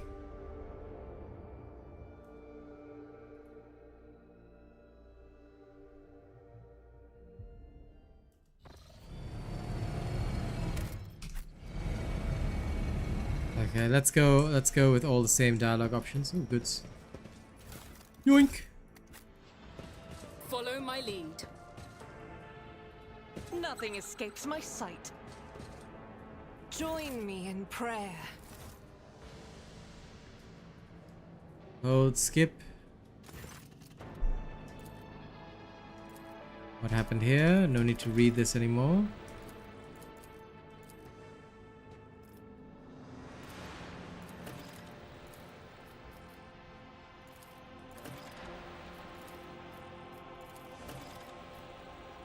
What is your relationship to this man? Ah, I see. Okay, so she's inquiring about her husband. Understood. None shall stand in my way. I'm restless. Ah, that's right. The Emperor favors me today. Yes, he does. Yes, he does. There's no way forward, so into the barracks. Awaits. What is that? Sister Argenta, you are always greenish grey mist when I see you. Green, the Is color it of me Nurgle? that troubles you? Or is it whatever I can see behind it? My soul is open to the light and his faithful servants. The rest is merely fleeting frailties that hold no significance.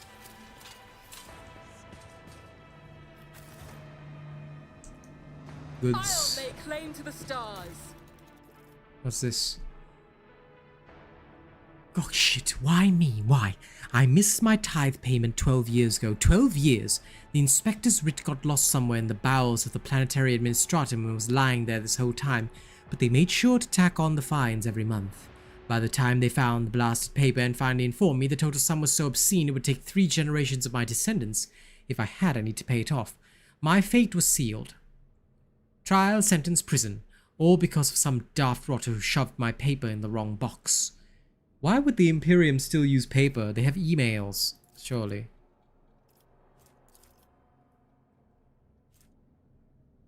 To be fair, I think I got off pretty easy. My bed in the barracks is about as hard as that slab of rockcrete I've at home.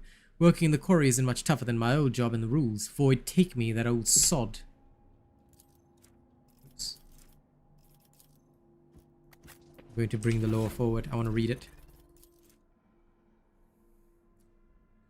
Void take me, that old sod that governs Rikard Minoris is a bloody sadist by comparison.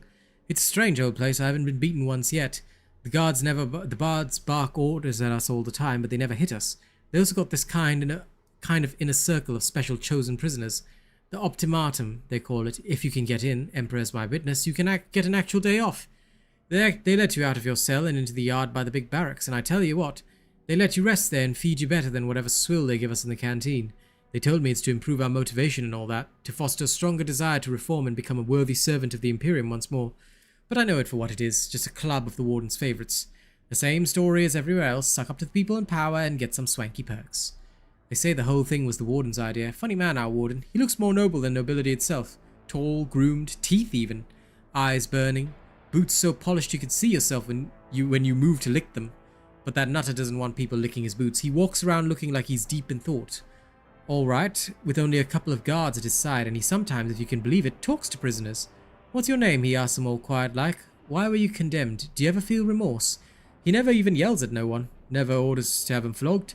Instead he doles rewards out to the special ones. Keeps telling us things like how we should strive to make society believe in us again. Whatever you say, Master Warden. Starting tomorrow, I'll be trying to join these optimates of yours. Stuck in here till the day I die, and that means no return to society for me. With the Emperor's help, I might just join the ranks of the local elite. That's a good diary. Send it to the cargo. So they don't get hacked. Lol. At least not to pieces. Interesting. I'm learning the lore of this place. It's about time. Are you a hacker?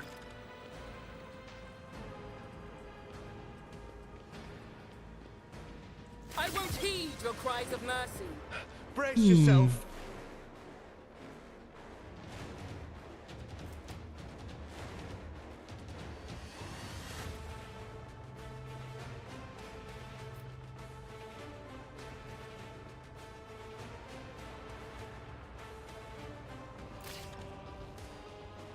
I see. We've been ambushed. The battle begins. Ready yourself.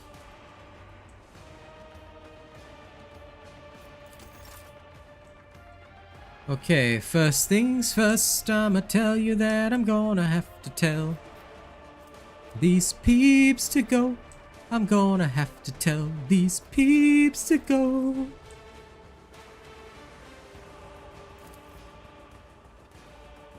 All too easy. Voice of command. Bring it down.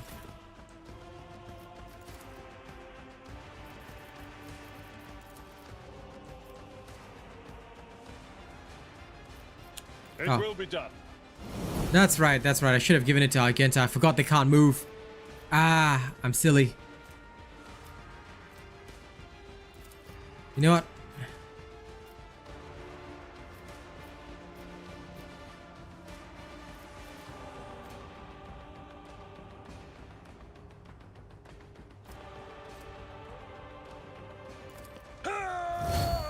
I'll just give him some temporary hit points.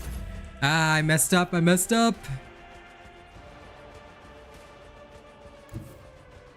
Forge ahead.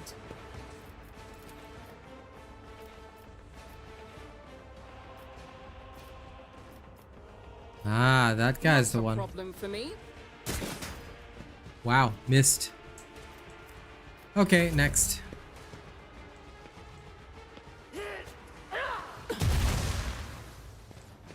force grenade, huh? Okay. What is this guy doing?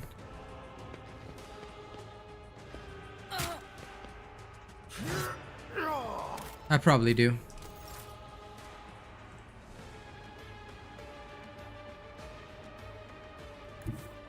Rejoice in battle!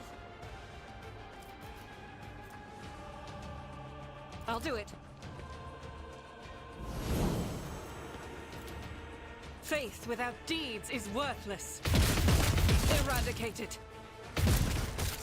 Nice. And that is the way.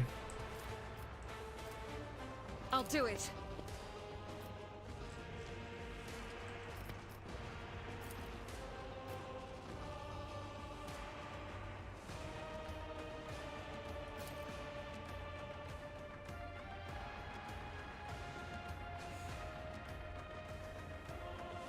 Doubt is for the weak. None can escape the Emperor's judgment. Damn. I can revel in slaughter on the next one. Okay, Argenta ends her turn. Very good, very good.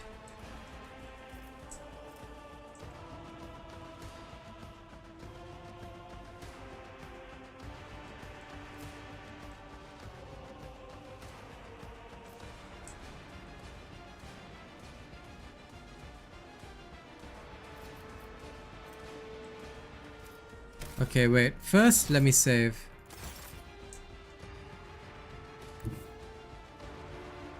I have read What happens tomes if I of move military there? tactics. Isn't this a job for the serfs? Oh yes, lidless stare, baby. Damn.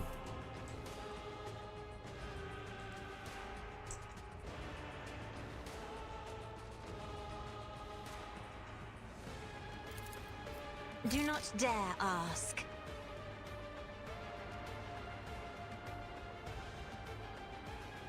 I'm afraid not. No line of sight to the target, I see.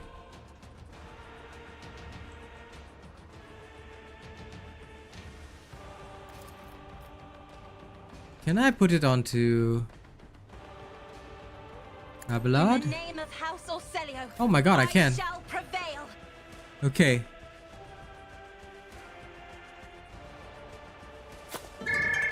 Hello, robot. I heard you got a new subscriber A tonight. tactically sound approach. An exemplary strike. At your beck and call. How dare you dodge it? I will do my duty. This guy. Yes. Oh damn, he's not dead. Oh well. It was his finest hour. For a while.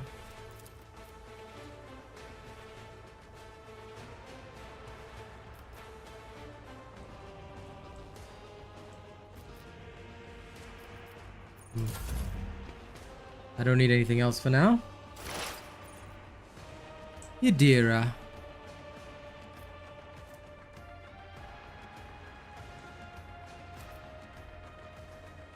Just a normal prisoner.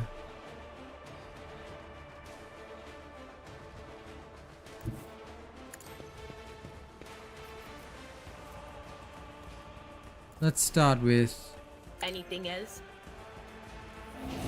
sensory deprivation on you, and then I think I'll unleash some lightning. Goodbye.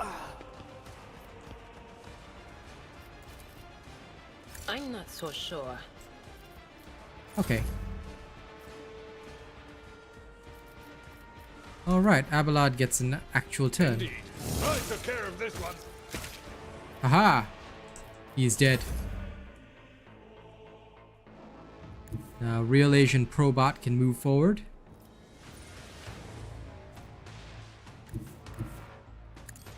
Off we go. And I end my turn. You dare try and grenade Cassia?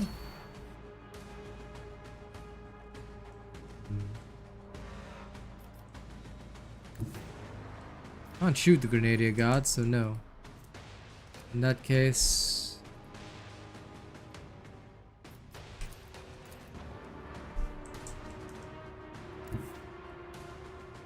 guided by faith. Go.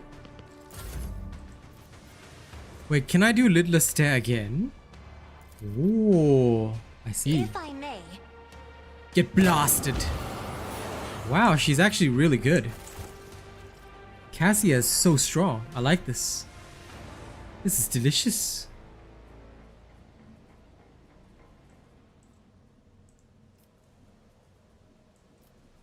Yeah, Cassia is crazy. She's like a debuffer with like grenades. Ooh, combat knife. And what's this new thing that I got?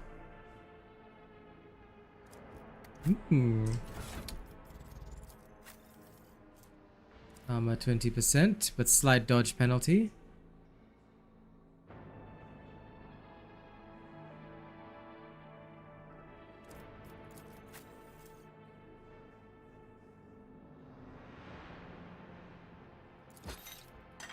Much better for Abelard. Let's see. This wombat blade. I mean, the sword is better, but still. Ooh, serrated knife.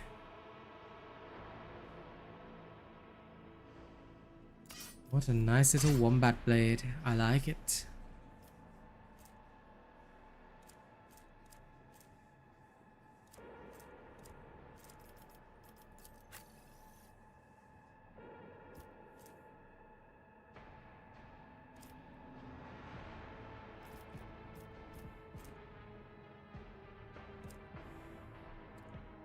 Okay.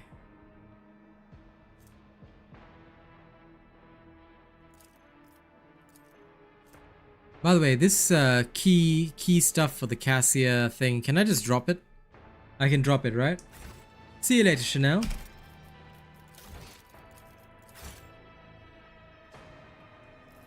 BVS, advise me. Seneschal. Can I just drop key items that I no longer need?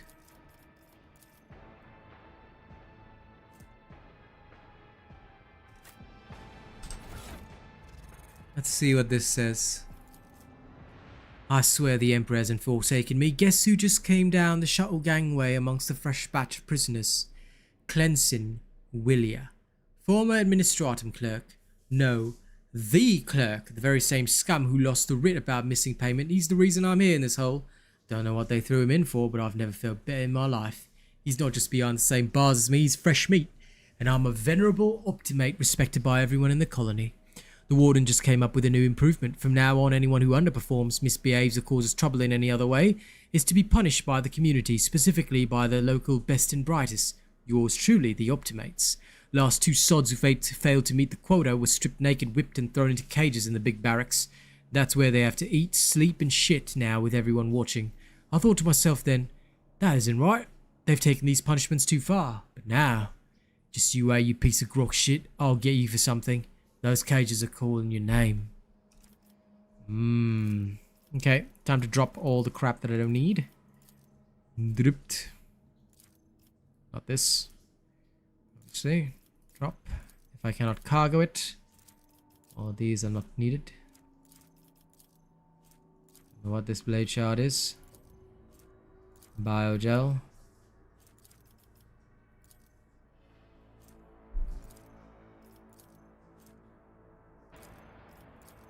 Also Celio stuff. Unidentified acid. Done. I won't tolerate weakness. These cages have been placed in plain view. Traces of blood and excrement. Inspect the poster. As it should be. Tear the poster off the wall. Ooh, what's behind it? Prisoner's shank. Improved auto pistol. I like it. Give me all of it. Now for myself, I do believe I have a Ripper auto pistol. My Ripper auto pistol's better. But I can always... Ooh, what's this? Oh, those are the goods that I don't need.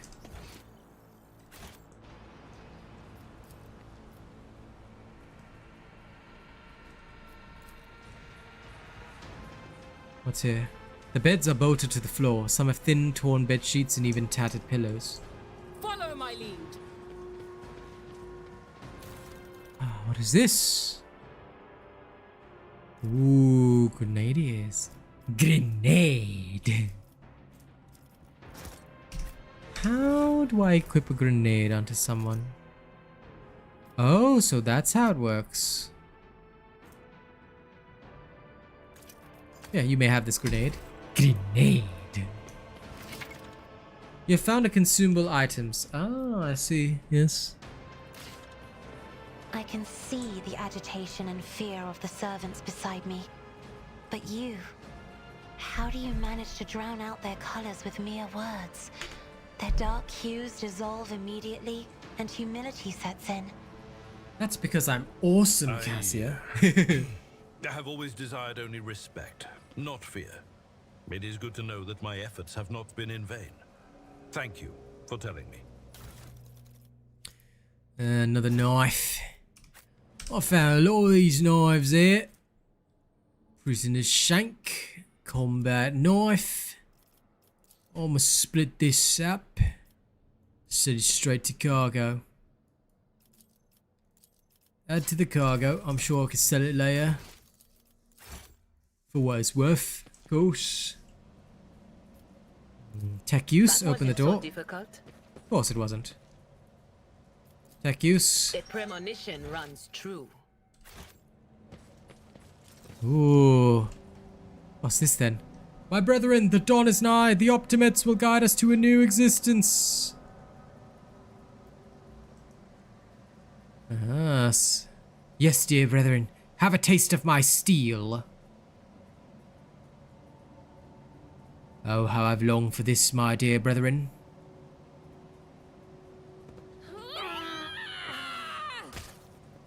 What is that? Prisoner, thank the throne, normal looking faces. We thought we were going to die in here with these nutters. The old man with a gap-toothed smile drops his weapon and holds out his hand in a placating gesture. Please don't shoot us, your nobleness. Let us speak a word. Well, this is a welcome change. Talking before shooting. Still, Lord Captain, the look of this ragtag bunch hardly inspires trust. Give me a reason not to execute you on the spot. Here's the deal. We're quiet, honest inmates. We didn't want riot, but well, sitting it out wasn't really an option either. The warden's lapdogs made short work of those who refused to join in the festivities, so we had to, you know, play along. But that's all it was, play. We never meant no offense to Governor Medina or the lawful authority of House Winterscale. Give us a chance, eh? We just want to wait until everything blows over and we can go back to our cells quietly and do the rest of our time. A repentant, honest heretic. How novel. Judging by Abelard's tone, the seneschal is utterly unimpressed by the old man's ingratiating monologue. The low-born speech is mottled with colours that conceal his true darker hues. This old man has a long history of lies and he's using his wiles on us as well. But I see no foul corruption or ill intent in his words. Tell me more about the warden and the riot. Well, I saw your tongue talking about that heretic, but if you insist, here's how it is. The warden of this here prison, the Honourable Master Casteglia, was a crackpot from the start. The previous warden ran things the proper way. Prayer, 1 meal a day, work, a punch in the chompers from the guard, work again. But the new one, do you know what his first decree was? He introduces lunches and dinners. By the 9 devils, there was 3 meals a day. The man was obviously stark raving mad. I can't believe these people think kindness is raving mad. Things only went downhill from there. The guards quit it with the teeth punching the warden forbade them. Instead, the overseers started counting which prisoners were digging up more things in the quarry or swinging their pickaxes harder and whatnot. And then, would you believe it, they put together a list of their best workers. And if someone on their list also showed good behaviour, they get promoted to an optimate. That's the upper crust amongst us jailbirds. Or that's how it was at first. The warden decided it's not optimates, it's the optimates, not the guards, who should be in charge of punishments, and that it wasn't the overseer's job to watch the prisoners work. It was the optimates. Well, let me tell you, that's when these goody two-shoes really start to shine. Guards aren't even in the same league as our dear fellows, the optimates. In the old days, we had maybe 5 or 10 stiffs kicking it a week. Now, we're lucky if it was only 50. And that wasn't even the end of it. Warden Casteglia moved out of his chambers to live right in the quarry, under the dome. And I think something in his new home really scrambled his brain. He began spouting the wildest things like the Optimates are saints, who will behold the truth, and you start taking them to the quarry. Not all of them returned. The ones who did, you wouldn't recognize them. More beast than man. They're butchering people left and right, even the guards, the overseers. The warden himself had armed them. That's the whole sob story. I knew from the moment he let us have dinners. Oh, this won't end well. Idira nods knowingly. The old codger's right. Whenever nobles start giving handouts to commoners, something always goes wrong. I mean with all due respect, your ladyship, no offense intended. If I spare you, what do I gain from it? Nah, can lowly jailbirds hope to thank your noble self? Oh, I have an inkling. You see us here, we're, how should I put it, different from the rest of the prisoners in this place. They're all petty thieves from Rikard Minoris, debtors and gutter snipes, no one's serious. Now we, your nobleness, are cut from a different cloth altogether. We're fortune seekers from the void. Why don't we tell you we're on Footfall Station, you know, Footfall, the only shipyard and best market in all Cronus expense? Yeah. So where on Footfall you can get some very serious business-minded people, and now you can get yourself a very special discount from them on some very special goods. Oh, what kind of serious people? The most serious kind, your nobleness. You ever heard about the Fellowship of the Void, largest pirate alliance in this expanse? There's no leader, of course, but there's some terribly serious captains who decided that cutting each other's throat over loot was, what do you call it? Counterproductive.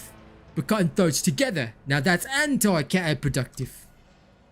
And well, their joint efforts leave them with an excess of spoils, so they need to dispose of it somehow. And I, your nobleness, just happen to know someone who handles such kinds of dealings on behalf of those very serious people. You'll be spared then. Oh, that's so great to hear, your nobleness. It's great. Now, here's a true aristocrat, not their warden creep. Now then, your nobleness, where was I? If you're ever on Footfall Station, there's the district there in Shadow Quarters. It's called that because it's located behind the statue of our holiest emperor. I've known folks who called it something else, also on account of it being beyond the statue. Don't repeat their mistakes, I'll tell you. Reverend Hieronymus wasted no time in finding and burning them all. Forgive an old man for getting distracted. So, Footfall, the Shadow Quarters, there's a bar there built into the remains of an old ship, and in that bar you go into the back room. A certain riser does the business. Tell her Grandpa Backville says hello. You'll be a favourite client in the blink of an eye. There we are. Your nobleness, we'll be going on now if you don't mind.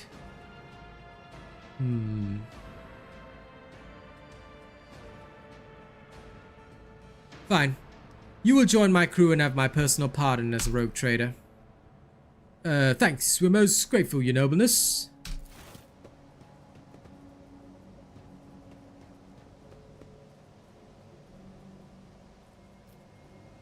The Emperor's ass. Oh. Collect all the auto pistols, okay. The Emperor favors me today.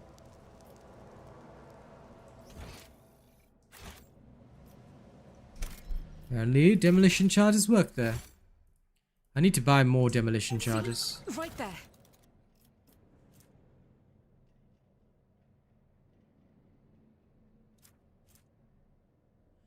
Bow hammer. Okay. That thing is named.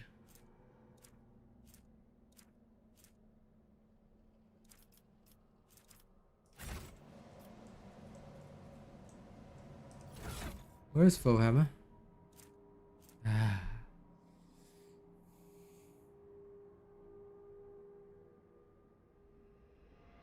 It's a shotgun. We are in trouble now, are we? Foe hammer works. I will shoddy these people right from the start. I mean, I could use a dead-shot stub revolver, but... Foe hammer. And that does sound cool.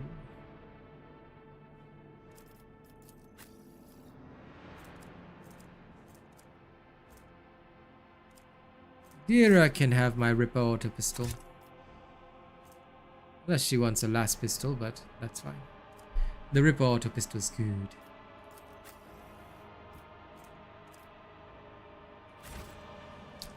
Okay, this cape.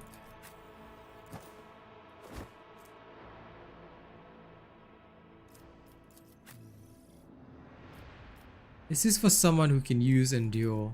It's a warrior's cape. I don't have a warrior yet. So we'll just have to go with it.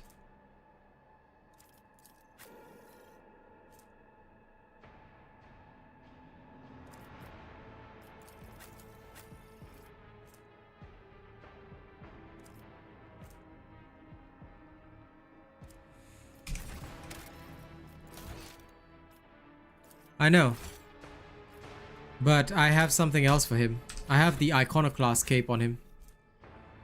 Each heroic act used in battle increases the wearer's dodge by 20%. Okay, you know what? Actually, you're right. But he is an Iconoclast. I don't know. I like his dodge. Never mind. I prefer to have him dodge attacks in case I need him to tank hard. Okay, give me the goods. What's here? Medicae grenade. What's this? Diviner staff. Ah.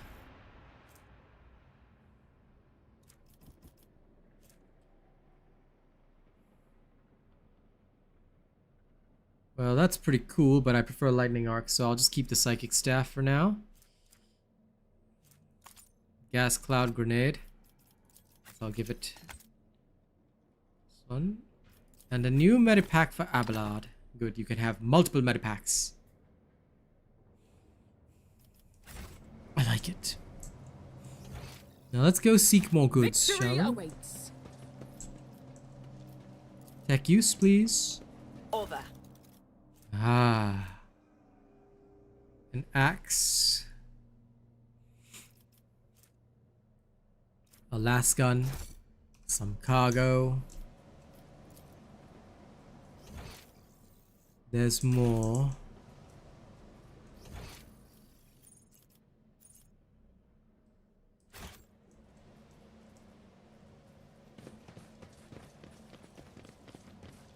Goods. What's this? Prison guard key. I'll take that. Saved human body parts. Goods. Okay. Add to inventory. Let's go read the third diary, ladies and gents. I'm scared. I should have known from the charity of the warden was going to bring us nothing but trouble. No noble, no matter how balmy, would pull anything of the sort, but that man. It started with the little things. The warden would come by to talk as he did, except he used to ask us questions before, and now was mostly gushing sermons. Some gibberish about a path to purgation. Sanctity of sacrifice seen with blinded eyes. I listened and nodded. Yes, Master Warden. Of course, Master Warden. He could say whatever rubbish he wanted as long as the tasty optimate meals kept coming. I thought everyone else was doing the same, nodding just to please the big man. I was wrong. After that, people in the barracks started yapping on about purgation and blindness too. Apparently us optimates were no longer just the warden's favourites. We were, Emperor forgive me, prophets of some kind who were meant to save the rest of this sorry lot, or awaken them, or make them see, some rubbish along those lines. People were supposed to make sacrifices to optimates. Yesterday, the sap who slept in the bed under me in the first year cut off his own damned ear and crawled on his knees towards me. He handed me the ear and begged me not to forsake him when the fateful hour came. What in the throne am I supposed to do with an ear? Why is every single one of them, staring at me all the time? The warden said the time was nigh. The fate had truly great things in store for the optimates. I went to look how my good friend Cleansing was doing. He hadn't spoken for 3 months ever since I had all his top teeth ripped out. He spoke today. He looked straight at me and said, "Dead man." I kept hitting him until it hurt me. Now my fists and teeth are all bruised. Half the barracks stood there and watched and prayed. I'm scared. Well, Jesus. You should be scared. Risks.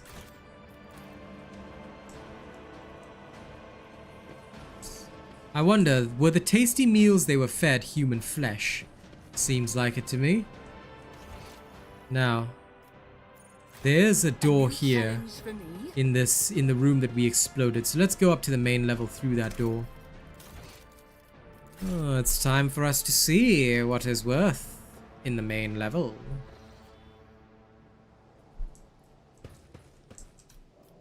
Build a bridge, yes. Bridge to Terabithia has been opened up. Good.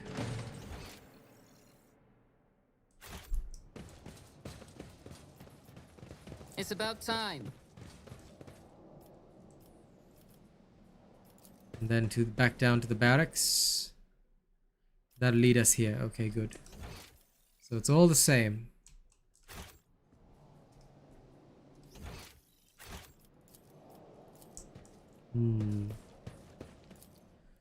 To the next area. Yes, Seneschal, I know. But it is my duty as a gamer to explore everything. You dare speak out against your rogue trader? Open the door. Tech use. That wasn't so difficult. Medicaid. The whispers told me how.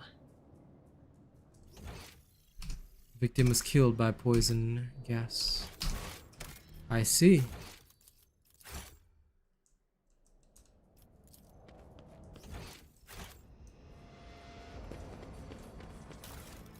Goods, collect them all. More goods. What's this? Ah, good. Melter charge is what we need. Fire grenade. Okay, sorry. Fire grenades are better. I'll give my character some grenades as well. You never know when they'll be useful.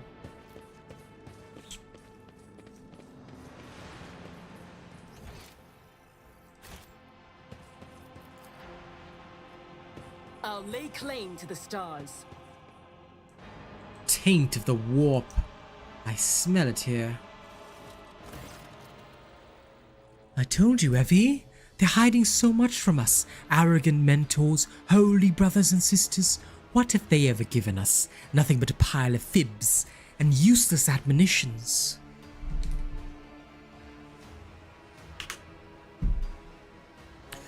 The voice of the man standing before with his back to you sounds almost soft, heedless of everything but what is in front of him. He leans over a prisoner dressed in expensive clothing.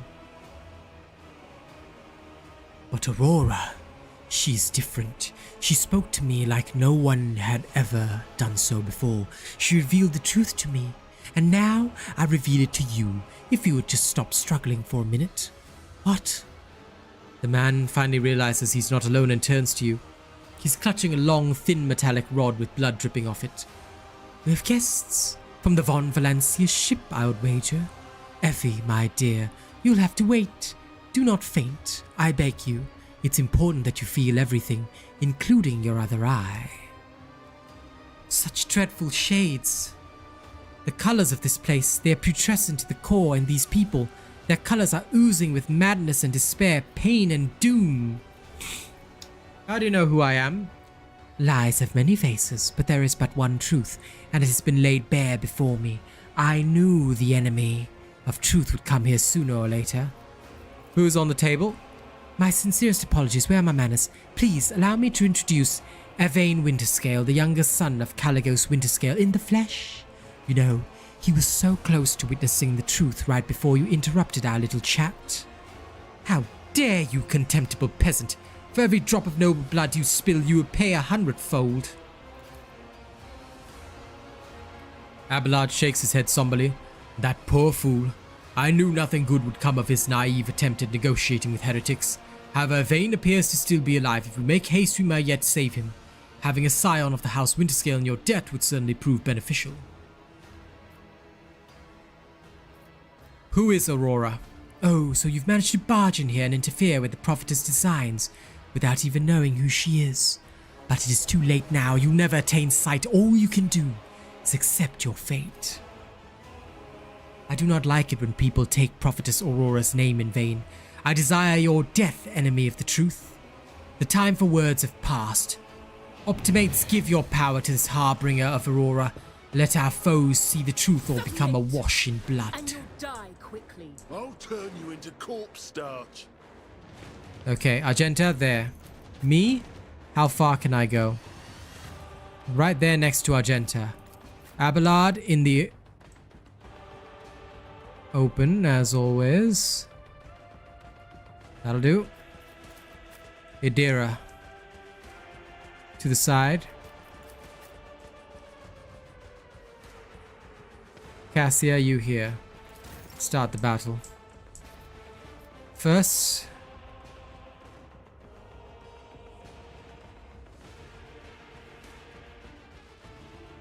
Argenta, you may move up. The enemies of the Emperor will be undone. Then...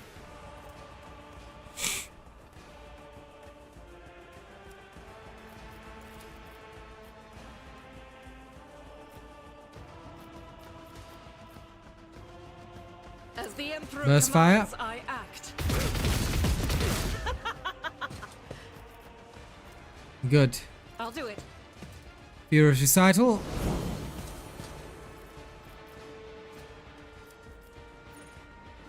And I end my turn. Then you, real Asian robot.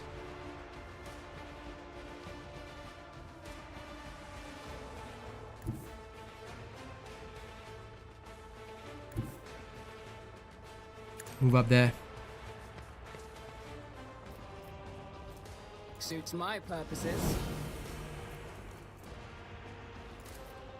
Voice of command on Nothing I you. can't do. And then bring it Suits my down. purposes. Then you. Destroy them.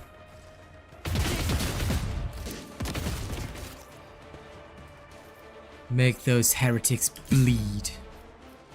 Bleed, you filth, bleed.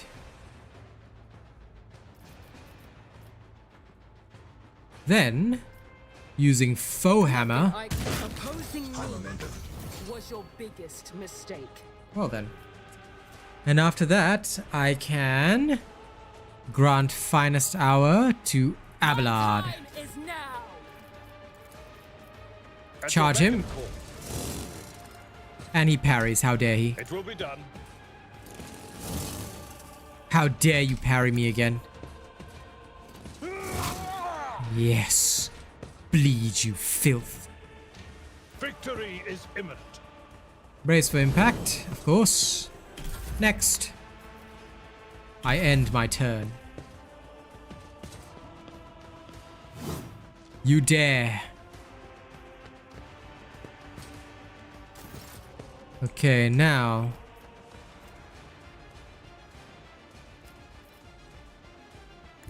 Move there. Step aside.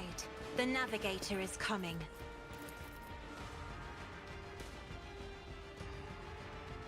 Me? If you insist, Lord.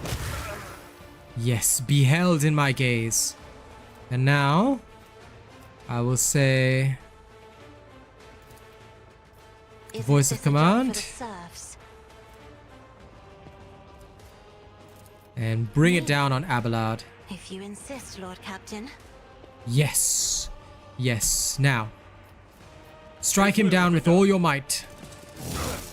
Grey hair, sure hand. Now I'll make you my sworn enemy.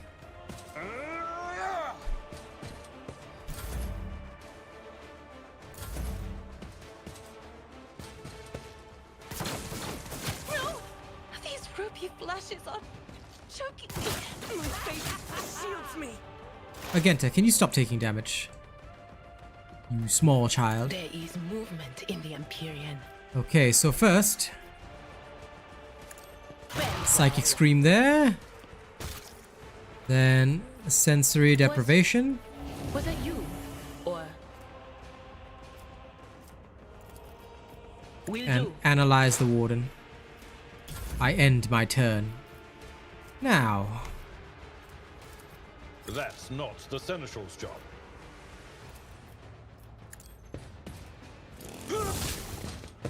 the Warden's dead. Ha! What's that? That doesn't look good. What the? Huh? I do not understand that. What just happened? Did he just regenerate?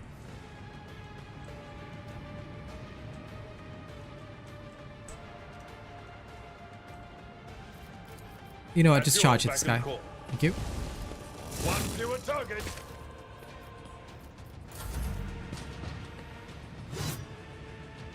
How did the Warden just regenerate?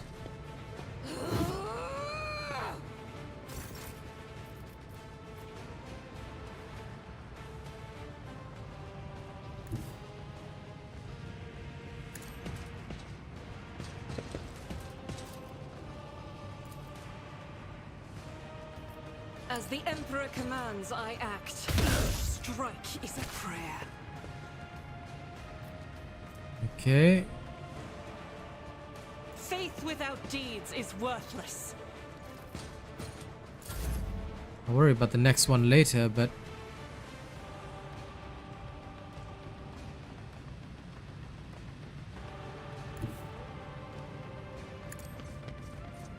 is going on here?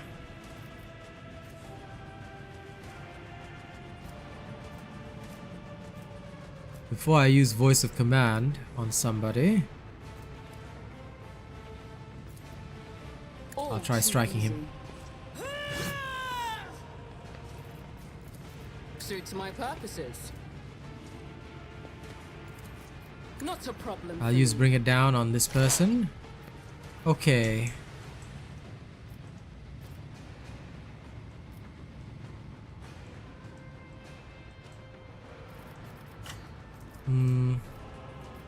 Let me see. Sensory deprivation. And then strike him. That's good enough for now.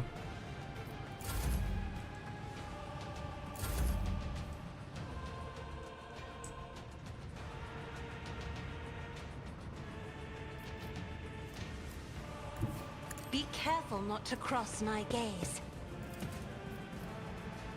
Isn't this a job for the serfs? Another foe painted black. Wow, she's so good. All right. RealAsianRobot hasn't been voiced yet. Okay. I can voice me. So Cassia will command RealAsianRobot. Lol. Okay.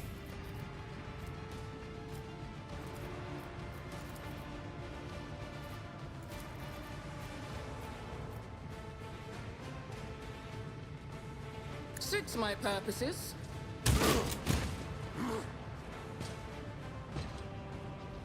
Oh, it will knock him back. Okay, interesting. Coolio.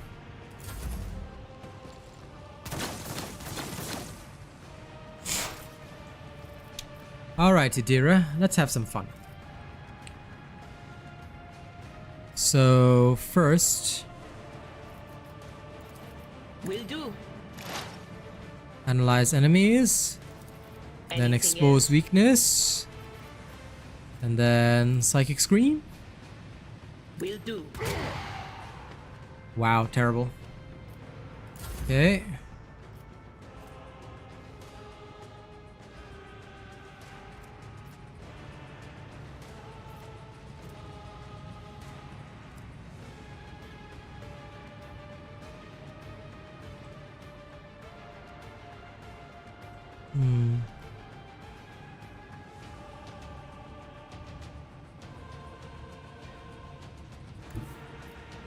Follow my lead. Let's go charge your favorite warden. It will be done. Target well struck. Sworn enemy. An exemplary strike. Get downed. He's alive again? This is such a weird fight. Okay, and my turn, I guess. How dare you? Okay, first. I will bathe this battlefield in righteous fury. I'll do it. Burst fire. How lovely.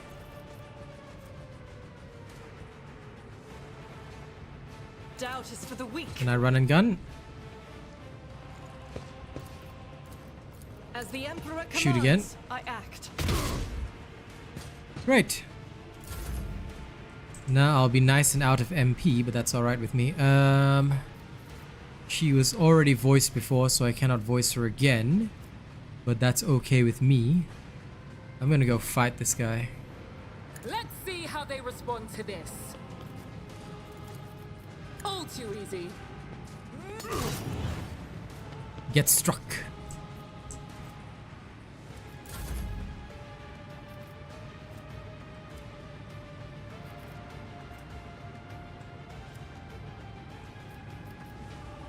There's no attack limit. I'm thinking about it. Okay, RealAsianRobot, it's now your finest hour. Nothing I can't do. Already done. I'll shank him with my There's combat nowhere to knife. hide. You're almost Suits dead. my purposes. Seriously? Another one? That's not the same one though, right? Okay, it isn't. Thank frick. Who else can I voice of command? I voice of commanded everybody already, so.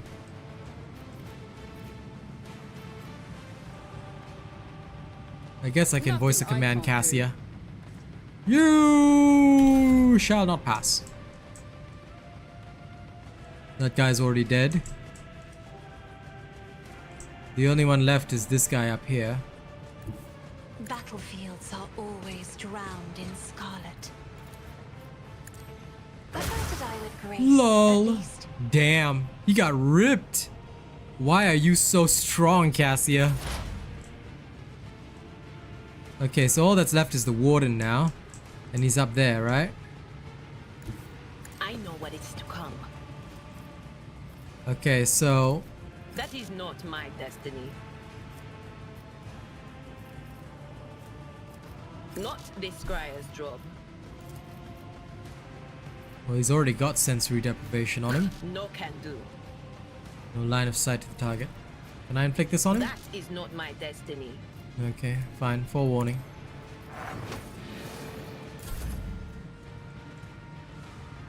Tried and tested tactics are the best ones. My prescience has failed me. Okay, Agenta. Rejoice in battle! I'll do it. Reload your gun. As the Emperor commands, I act. Is there any way to dig him out of cover?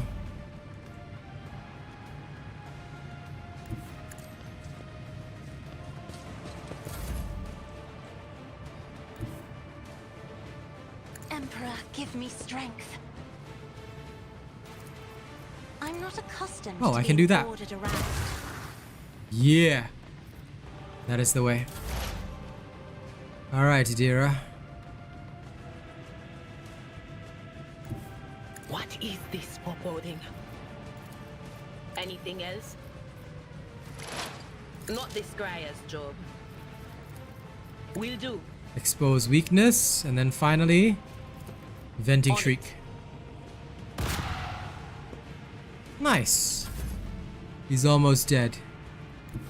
I've seen worse battles than this in my time. I will do my duty. You failed, Abelard. Nothing of value has been lost. Oh, he died. Yay!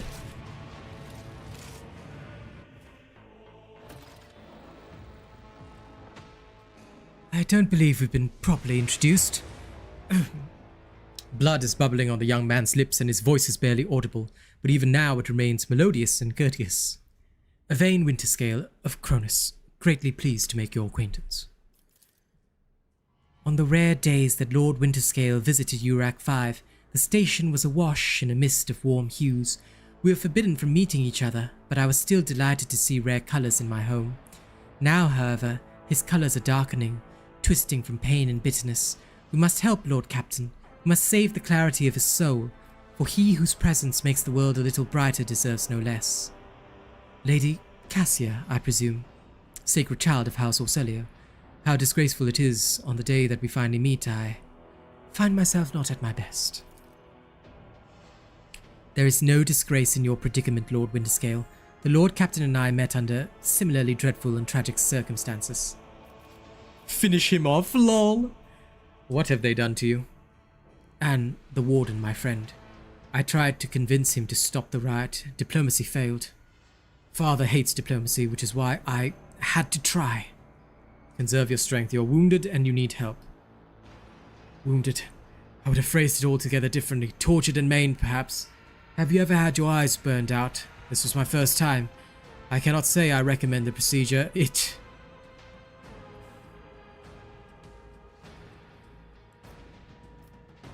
I must Finish him off? Why is there an option for finishing him off? What? Bro, what even is this game? Why can I kill this man? That makes no sense. I must take my leave. I'll see to it that assistance is provided to you and that you are escorted from here.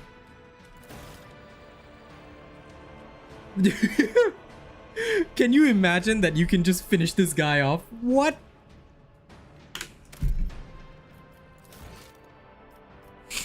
Yeah, but no. No. You can't just finish off somebody. A noble sword. Okay, I like that.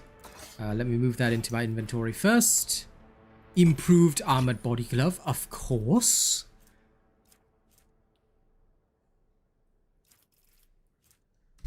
Okay, I like it. A new sword for me. Yes, better than a serrated knife. And the knife can go to Idira. Oh, well. You know what? Yeah, Cassia doesn't need that. Now, improved body glove. Oh, I dare say. Oh, this is better.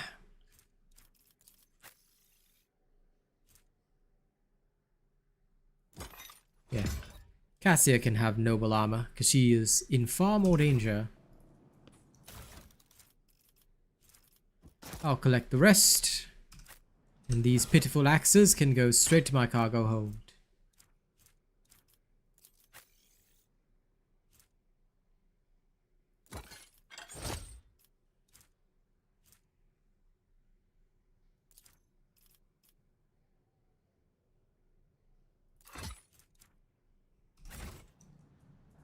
Okay, time to examine these things. Eyes drawn to the shards of the enormous lens scattered around the broken device.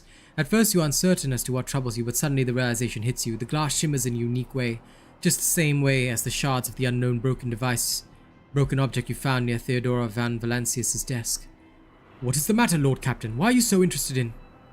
By the Imperium Saints! It cannot be! I know, right? Sounds like a Monday in the Warhammer 40k universe. Abelard trails off when he notices what you're looking at. He instantly makes the connection. I see it too. Whatever that thing in her study was, it was made from the same material as this junk. What? Abelard is at a loss for words. He takes a moment to collect himself, and all at once they start pouring out in a hasty sputter. It's a mistake. Slander meant to blemish the good name of a person who is now dead and cannot even defend herself. First, those minions of the archenemy murdered the Lord Captain Theodora, and now this cannot be tolerated. It will not be tolerated. Come now, Abelard. Remember what she was like. Idira's smile betrays her grief, but at the same time it is strangely knowing. Brazen, assertive. It was like her entire life was a race against fate until fate caught up with her in the end. She would have gone head first into a black hole if she had thought it would put her even one step ahead of everyone else out in the expanse. If we could just find out what she was keeping in her desk and why she went to get it during the attack. Sister Argenta's beautiful face is full of grief. How bitter it is to know that you were born from bad blood, but do not let this knowledge drag you into darkness. The sister's words ring with a genuine, sincere hope that you would be blessed with a worthier fate. She does not appear to be shocked by the news of Theodora's possible heresy. Life must be so easy for you sanctimonious preachers. A dubious trinket and you no longer see a person, you see bad blood, an annoying hindrance. There's enough venom in Idira's voice to poison an entire regiment. How dare you admonish me? Speaking of abetting the archenemy, a person who has tainted themselves thus can never justify their actions. Argenta recoils by the next moment. Her dark eyes ignite with fury. Sure, why go through all the trouble of making sense of anything when you can just label them a heretic and call it a day? Except, my dear friend, I seem to remember you didn't mind Theodora so much while you were aboard the ship. You didn't leave her side even for a moment. She rescued you, aided you, and your adoration wilted the moment you heard an accusation sullying her memory. You weren't surprised or upset, you just gave up on her and moved on.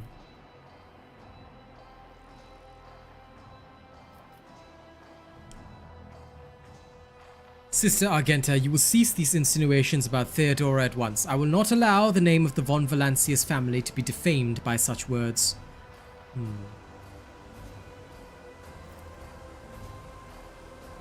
The deeds of the rogue trader's predecessor speaks more loudly than any words I could utter.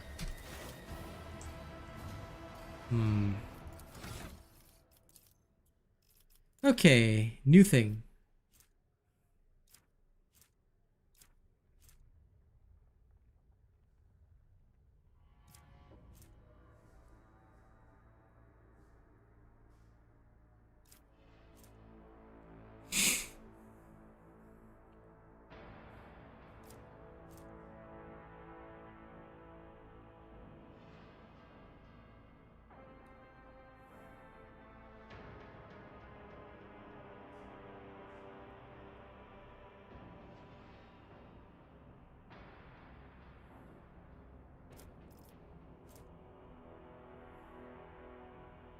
The range of the officer's abilities is increased by 3. I see.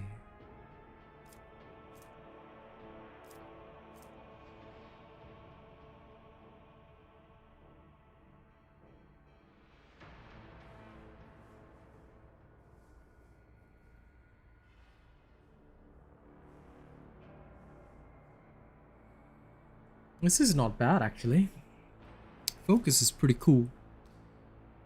Blood of Martyrs. Would be useful. Especially because wounds would be useful. Okay. No, you know what? Just in case. Just in case. That way anybody I voice can use ballistic skills. Just in case we need to shoot. I know everyone's specialized, but this might be helpful. We don't really need temporary wounds just yet.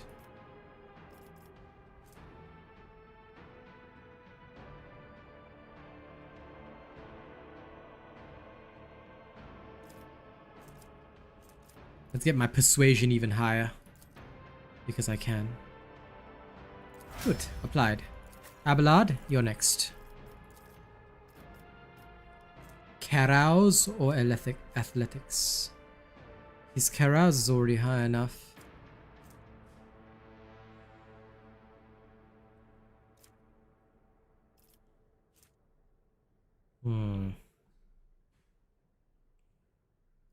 Carouse is probably more useful for combat. Resisting negative effects is good.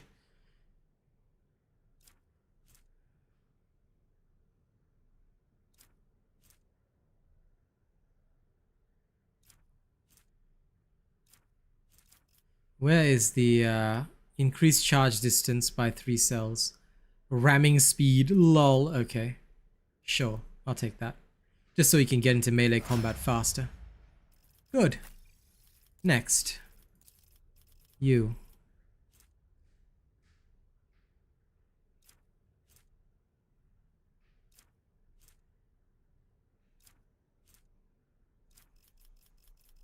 Let's look at her psychic powers.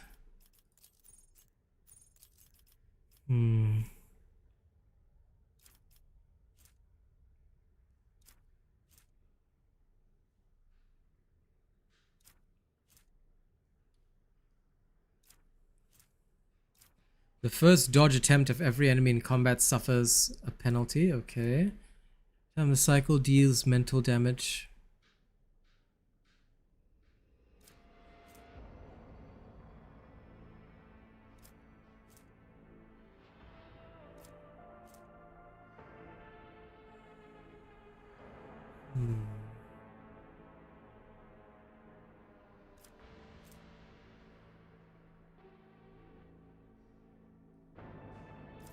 Pain channeling.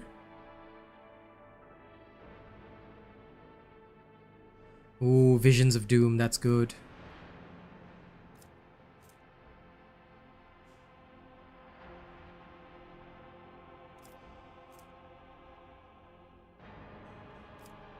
I like Visions of Doom. Let's go.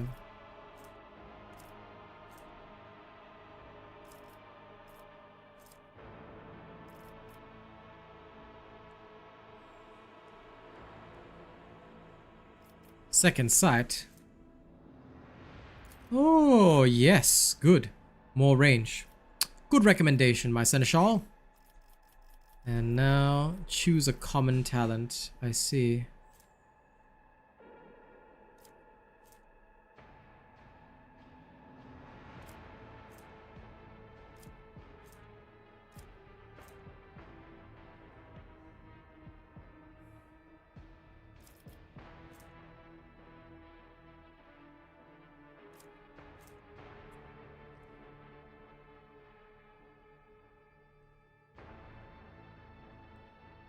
Subtle manipulation.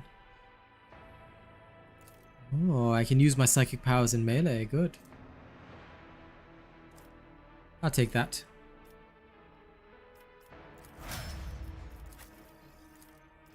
For my soldier, what do you have?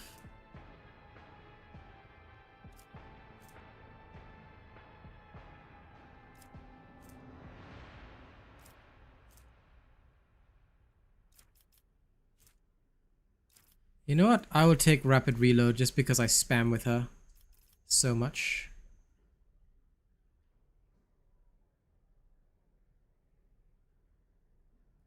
I'll go with awareness.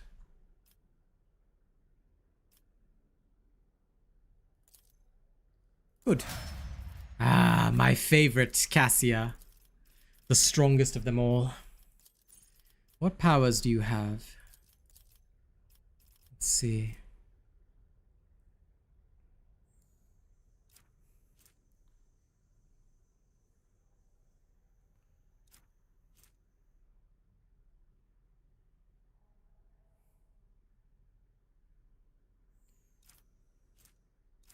Whenever a creature in combat gains an extra turn.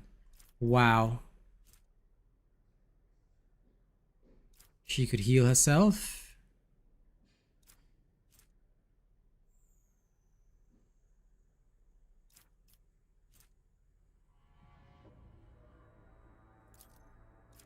Under my protection.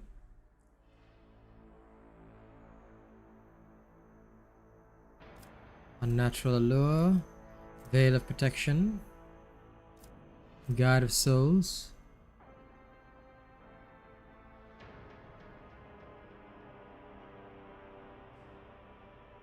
Guide of souls could be really good.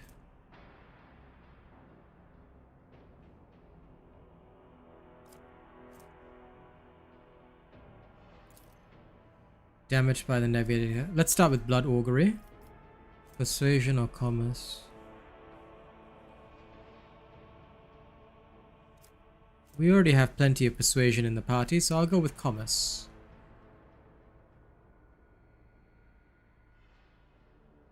Should I go with law warp? We don't need more commerce. I'll go with law warp just so I know more things. I drink and I know things.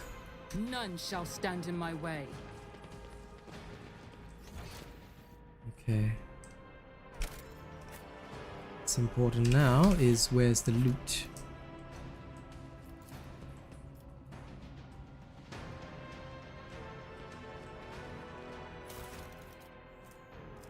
Oh, collect it all.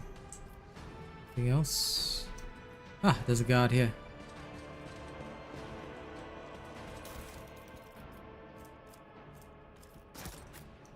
I won't tolerate weakness.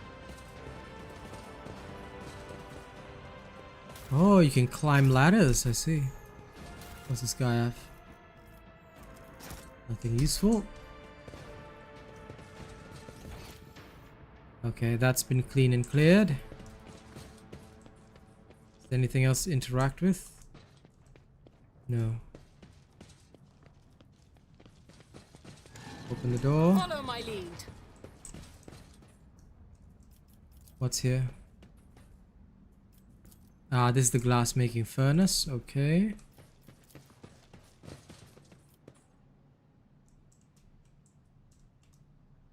Let's move around.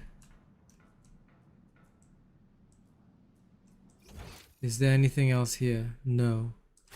We should return to the main level. Okay. So that's all there is. What a shame. I expected so much more.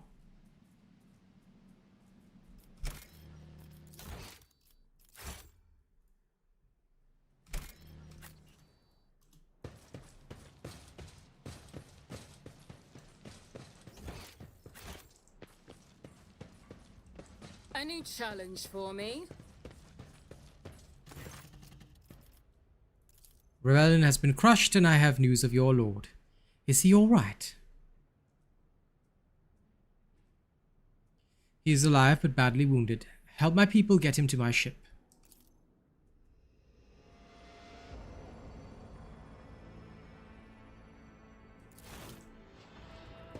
Time to leave. Awaits. Off we go. Back out of there. Voxmaster Vigdis. Permission to report, Lord Captain. Over the past few days, I have received several messages from different decks complaining about anomalous behaviors in the ship's cogitators and servitors. The machine spirits are restless and rebellious, and no tech litany or ritual of pacification can rid them of this obstinacy. The tech priests can deal with the vessel systems, but the servitors, they make errors in their tasks, disobey orders, change the assigned rituals, or sometimes downright freeze as if in a trance. A click comes through the Vox channel, followed by a weary sigh. Lord Captain, occurrences such as these are caused by errors in the cogitator calculations or some other sensible explanation. I beseech you not to take after those who whisper about the ship being cursed or possessed. Idira joins in the channel and chimes in playfully. Oh, don't start, old man.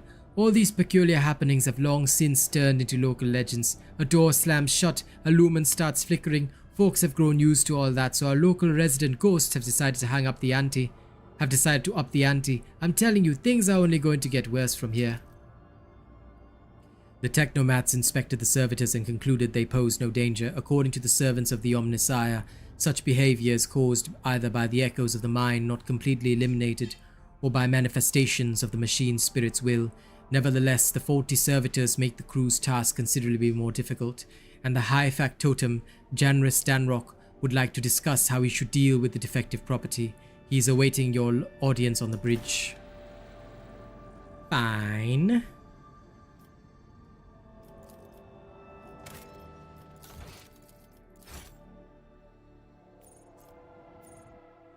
To the bridge then.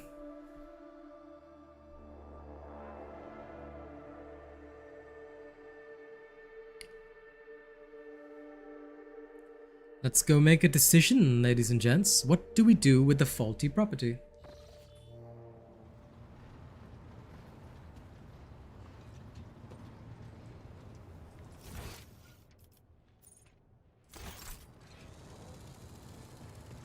Any new dialogue?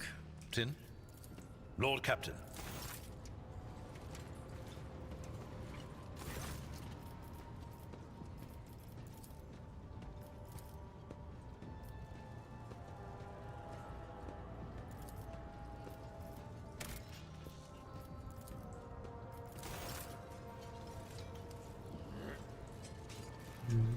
Where's that factotum dude?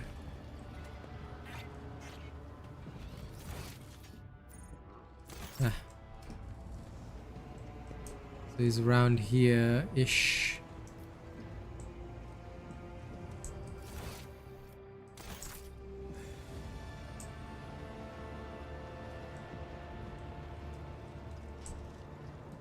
Eh?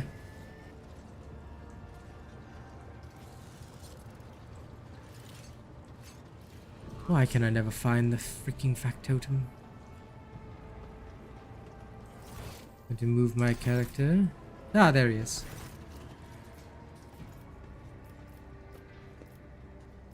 Vigdis informed me about a problem with the servitors. What happened? You see, your ladyship, the ship's servitors have been malfunctioning of late. They violate protocols, interrupt their tasks, observe crew members for long periods of time, and move erratically with no meaning or purpose.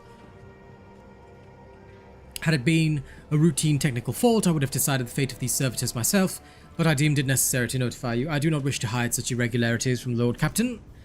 If you wish to observe the servitors' unusual behavior before you decide their fate, this can be arranged. The majority of the defective units have been delivered to one of the storage compartments pending your decision. I wish to take a look. When her ladyship arrives at the scene, she found the servitors in the same position that they assumed after they'd been corralled into the bay, all standing in a long, spiraling line and facing the center of their strange formation. The moment her ladyship crossed the threshold of the bay gate, their bodies jerked into motion. All as one, as if obeying a command, the servitors turned to face the Lord Captain. The technomats tasked with overseeing the defective units even reached for their weapons, but then the servitors went still just as abruptly. staring at her ladyship with vacant eyes.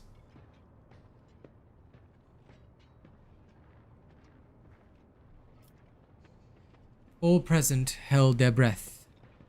Disturbed by this sight, he awaited for the Lord Captain to speak. Her ladyship, RealAsianRobot von Valancius, demanded a report on the defective units. The Technomat's long-winded and detailed report could be summarized in a single key point. Despite the servitors' abnormal behavior, they were still quite capable of carrying out tasks, and therefore the circumstances did not call for their termination. Then her ladyship took several steps toward the servitors. Immediately the servitors, each and every one of them, stepped toward the Lord Captain in perfect unison. They mimicked her movements with frightening precision. The rogue trader halted in place and after a moment's thought waved her hand. The servitors, just as synchronously, repeated that gesture as well. When the Lord Captain turned quizzically to the Technomats, so did the servitors, as if mocking her. Whatever the Lord Captain did, be it an incline of the head, a wave of a hand, or step to the side, the defective units repeated it without a moment's delay or hesitation.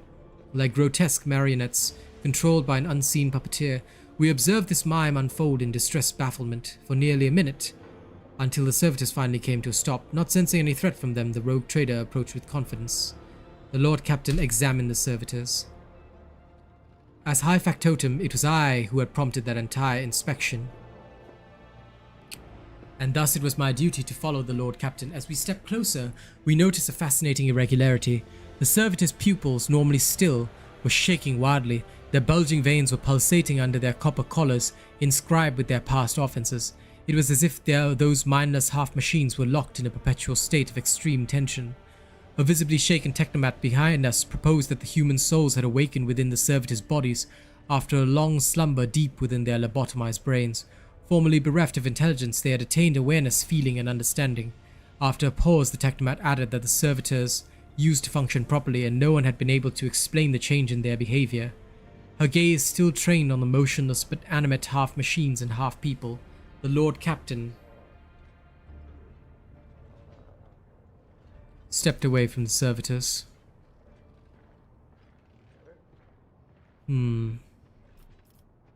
Ordered that one of the servitors be disassembled and its components examined. A group of technomats hurried to act upon the Lord Captain's command. The servitors' mechanical parts separated with clicks, snaps, and hisses. The servitors between its wrinkled, paled flesh and its augments were laid disgustingly bare. We watched the technomats do their work and could see every centimeter of the servitors' stiff muscles, abounding with valves and cavities pierced by countless cords and tubes. With the disassembly and analysis complete, the technomats concurred the unit was in working order. Nothing in the dissected body that lay before us could provide any insight into the reason behind the defects. I should make note of one more thing. At that moment, all of us present discovered that not just the eyes, but the heads and hands of some of the servitors were now shaking too. It was as if the mechanized servants were overcome with some primordial terror. Turned to me to announce her decision.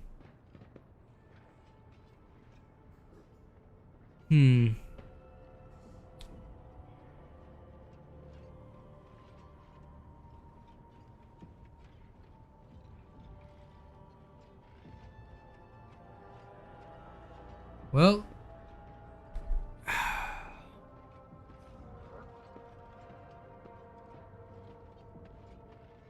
I'm not taking the risk. Dispose of the servitors so that their human souls may be released from torment. But actually, they committed crimes, didn't they?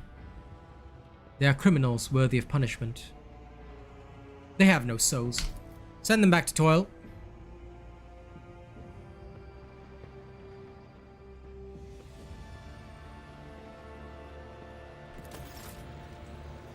Good. They should go back to work. I mean, they're criminals. So, releasing their human souls, what do you mean release their human souls? They are evil. Let me go see if Cassia has anything new to say. Cassia, you nerd, where are you? Speak to me. Perilous Ways is very busted. Cannot describe how Okay. I have enjoyed your company. Sure you have. Goodbye.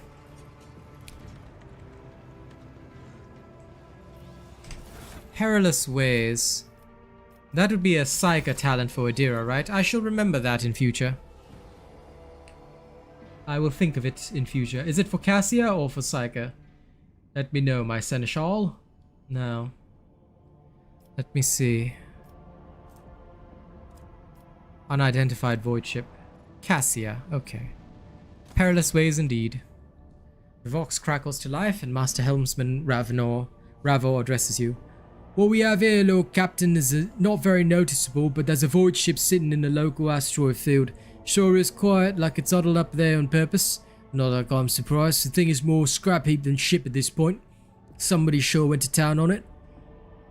We're registering critical damage to the hull and depressurization of several compartments. Oh, there's an incoming transmission now. Hear us. Do not require assistance. Pete, do not require assistance. Copy. Keep following. They'll pass us by, won't they? Roa protects. Lord Captain, I'm told our augurs cannot determine the allegiance of the vessel. To be brief, there's an unidentified and badly damaged vessel within an asteroid field near the Rikard Filia colony that is refusing help. Which, not to put too fine a point in it, has not yet been offered to them. Can we establish connection? Yes, Lord Captain, the connection is established. Unknown vessel, we are receiving you. Identify yourselves. I repeat, identify yourselves. Do not tell. Do not tell him. We are done for. I see. Okay. This is Thunderfang. We are merchant vessel. Do you copy? We are private merchant vessel. A merchant vessel? Of course they are. Damn my stupid head. Where did I hear this before? Thunderfang. Ravo, damage report on the unknown vessel. Telemetry shows multiple hull breaches, most likely caused by the guns of a combat ship. Several compartments are leaking air. Bridge has been almost completely obliterated. 2 of the engines are critically damaged. Somebody gave them a thrashing so solid they barely managed to limp away. Thunderfang, why can we not identify you? Why? I don't know. What if certainly not? Our vessel is badly damaged. Damage is preventing the correct identification. We assure you, peaceful merchant vessel Thunderfang does not require aid. Thunderfang, your vessel is badly damaged. What happened to you?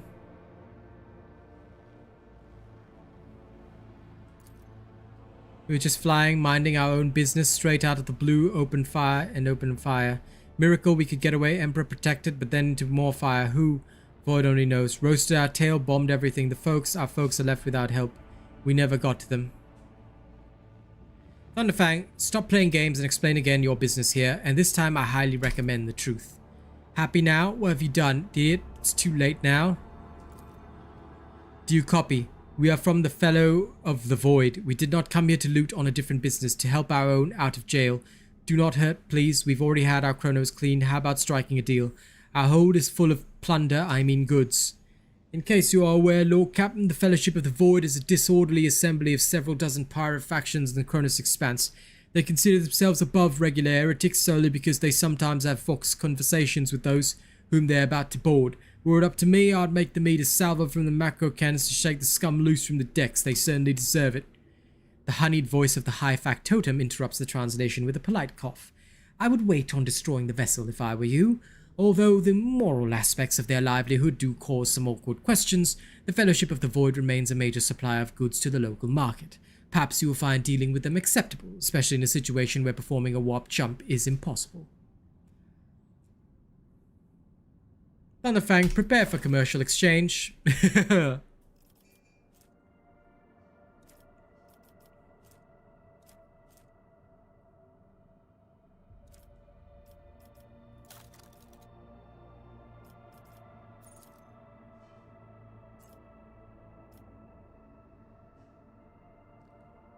Okay.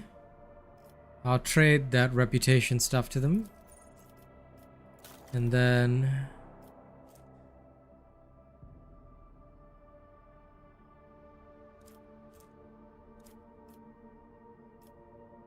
how do I sell?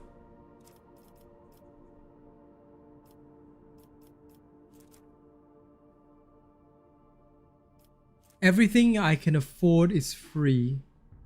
So I increased my rep already.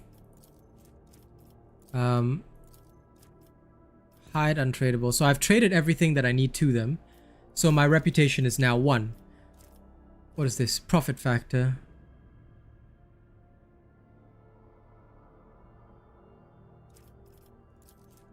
Okay. So if I want to get this flamer...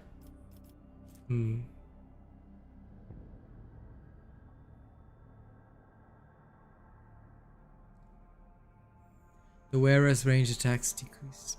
Ooh, camouflage robe. I'm giving that to Argenta. Ah, okay. I see. So if I want the flamer, I can grab that. Melter charge. All of them. Ooh.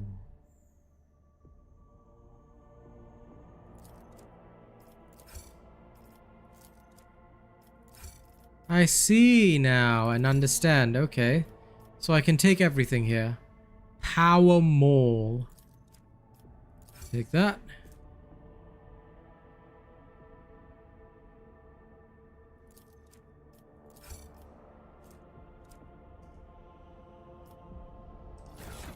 I like it.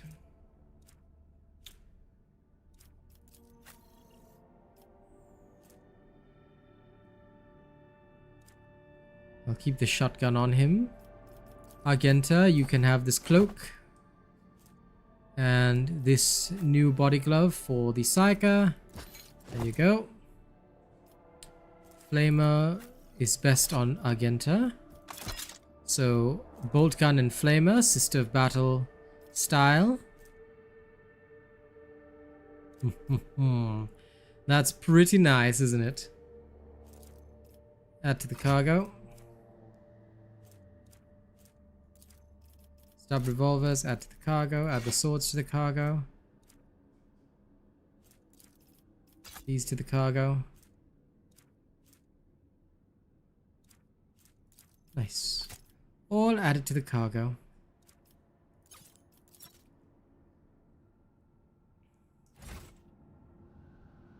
Yes, bolter and flamer for the sororitas is important.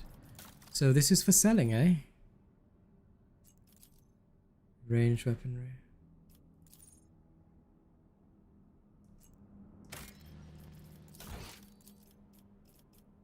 Okay. Off to... What's this?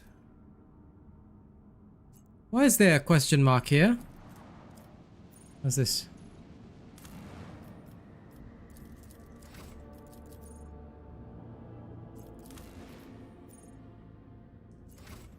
BVS, what is this question mark for? Is there something here? Is there a side quest?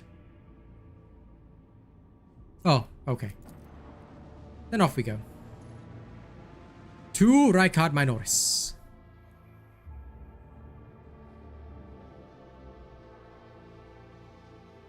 Just to show it's there, eh? Interesting.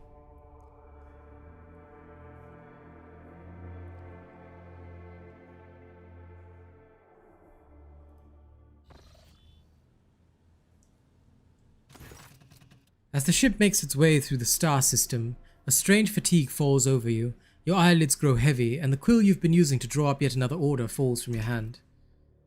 You raise your head with a start. Someone else is here in your study. You stand up and stare at dozens upon dozens of corpses surrounding you. Among their number, you recognize the disfigured and bloody faces of those who died on the ship's bridge, and those you met in your previous life. How is this possible? Where are the enforcers posted to stand guard? It matters not. You are alone against a horde of heretics risen from the darkness to take your life. As if of its own accord, the shard lying on the edge of the desk, the sole remnant of Kunrad Voigtvir's weapon, slips into your hand.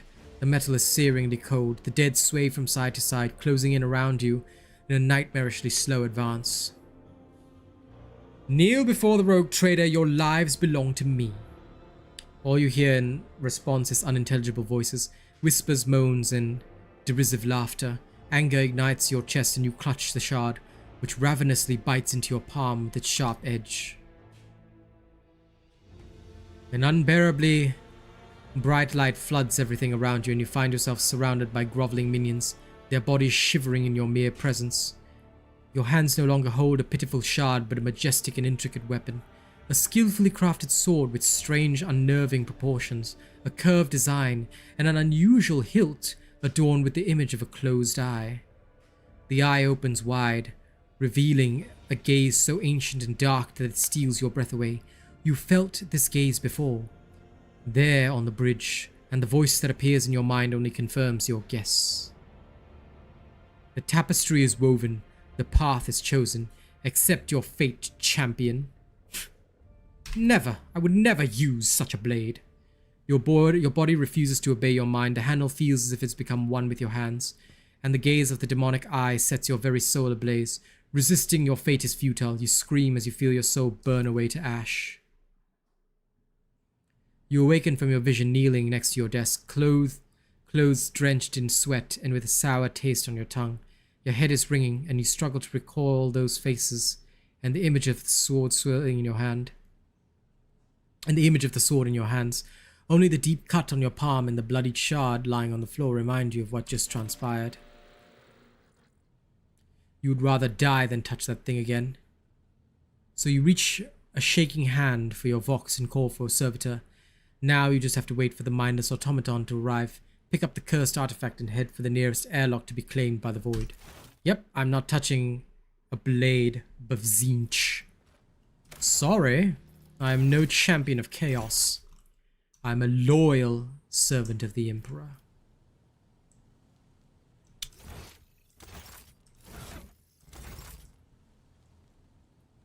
To the vault. Just gonna chuck away storyline stuff.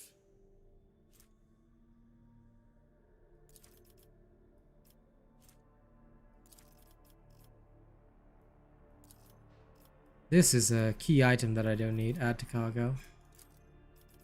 This is dropped. Okay.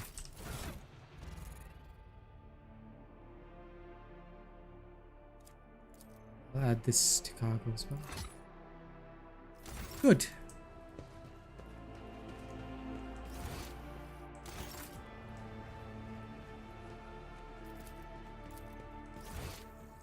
I have no need of anything else.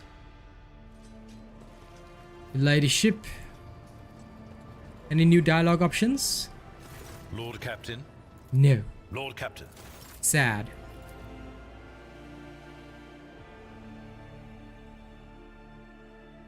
So, all these random events on the way to the planet. Let's go to Rikard Minors. Begin scan.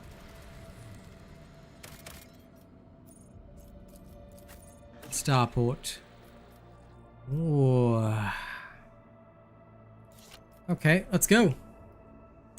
What shall we find at the port?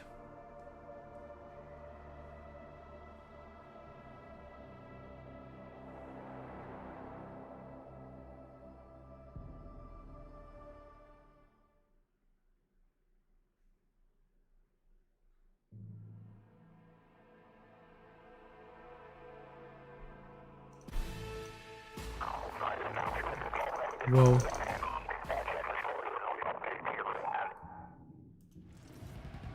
What's going on here? Whoa. This looks like a Toma all over again. Don't tell me the Mobian 6th is attacking. Bloody hell, straight into combat. I like it. Let's get to the killing. Take a knee and bow before me. Oh, I love my character. The starport greets you with the din of ordnance and smell of explosives tickling your nostrils. It's difficult to tell through the smoke who's firing at whom. Halt! Weapons on the ground or I'm firing! A man in a torn and dirty uniform hobbles toward you from behind the chunk of rockcrete and crumpled plasteel. His cracked helmet is adorned with a crooked label that reads Sergeant Malga. Alright, so our skies are in lockdown, the rebels are shooting down anything that flies, and you lot just happen to land in our rear without a scratch to show for it. And on a shuttle that... Where'd you get it? Stolen from the palace, isn't it? He's visibly awed by the resplendent gold of your transport. Grab him, lads. We've got ourselves a rebel landing force. By the holy throne, what is this mess? They're in a rough spot, old man. Go easy on them.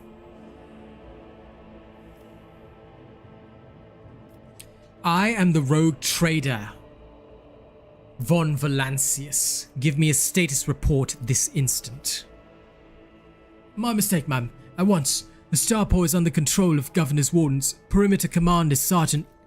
A frag grenade cuts off the rest of the sergeant's words. Shrapnel flies everywhere with a piercing screech. One of the soldiers falls to the ground, clutching the remains of his forearm that is now adorned with crimson tatters. Blood is pouring out of the stump and the soldier's agony is short-lived. The sergeant curses and hastily says an army prayer for the dead. With a rasping cough, the sergeant turns back to, "Pardon me, ma'am. Sergeant Lass Malagar reporting. My unit is holding the Starport on the Governor's orders. How may I serve?"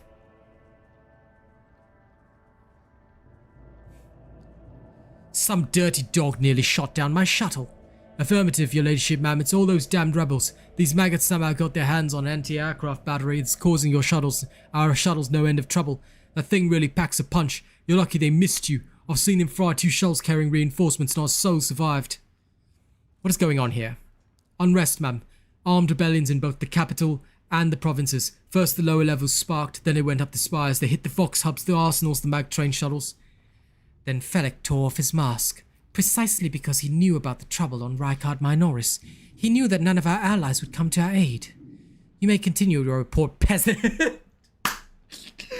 Cassia just casually calling. You may continue your report, peasant. My unit was here when it all went to the Groxes. The tech priest linked to the satellites, reported sightings of strange void ships in the system. They were orbiting the star until one of them set course for landing on Rikard Majoris. Governor took precautionary measures in order to increase security at the key facilities. Everyone knows that something's not right. You better double the warning details. The alarm was raised and we were sent to secure the Starport. It's the only reason we were able to hold it. They're crushing us, the scumbags. It's been an old turn since the last reinforcements came in. We're running low on ammo. Every other fighter's wounded. I don't know how bad it is in the streets, but they'll drive us out of here any minute. Who are you anyway? Sergeant Lass Malaga, 11th generation loyal soldier of House Winterscale, awarded 3 commendations for faultless service. Ever since the olden days, his lordship, the rogue trader, has recruited soldiers and shipwrights on Rikard Minoris, so there's no greater honour for a Rikardian than serving his lordship with diligence. What caused the rebellion? Ill thoughts, ma'am. We've fallen in hard times and the ground keeps shaking, things keep exploding. People are scared, they've forgotten all about their duty, and that's when those, Emperor forgive me, preachers came. They started riling everyone up. Sure enough, we shot a few, but they just keep coming, more and more of them. How can some pathetic rebellion be cause enough for such a lackluster welcome? No.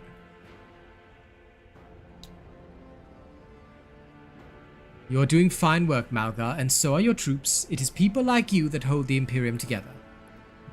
Do you happen to know if a member of the Inquisition has come here? At the word Inquisition, the sergeant's face fills with awe. I don't know, ma'am. There definitely haven't been any visitors like that on my watch. You might have to inquire at headquarters, your ladyship, ma'am. I'm going to see the governor. As long as the rebels keep shooting their damned anti-aircraft battery, there's no way to shuttle you to the governor. You'd have to be on foot and the streets are dangerous. I have no one to send you in as an escort. I assigned all available troops to accompany this esteemed tech priest to the governor. I'll voxcast orders to them to wait for you and I'll inform headquarters. They better send out a convoy to meet you halfway. Meanwhile, we'll follow the governor's orders and hold the line here. You're a good soldier, but you've got a lot of blood on your hands, both yours and others. You know, the same hand that salutes now might falter in darkness. Rank and epaulets won't save you from the bitterness. Pardon me, ma'am, but I can't get my head round these fancy words you're saying. I've seen plenty of blood, but trust me, I'll fight to my last drop.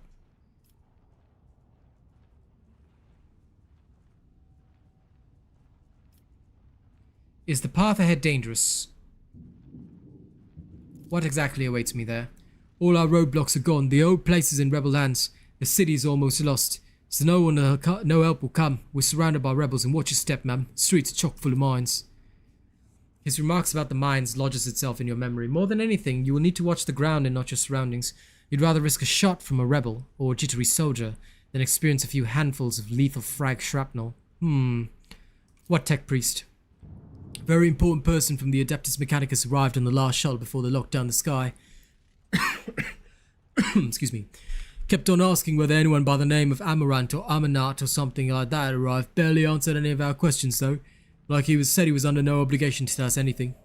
He demanded to talk to the governor personally, so I had to send a quarter of my troops with him to keep trouble at bay.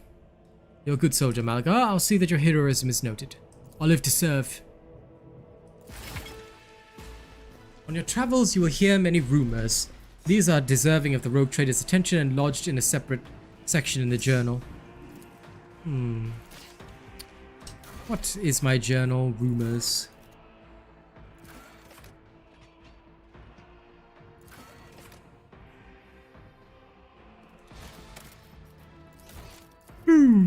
Okay.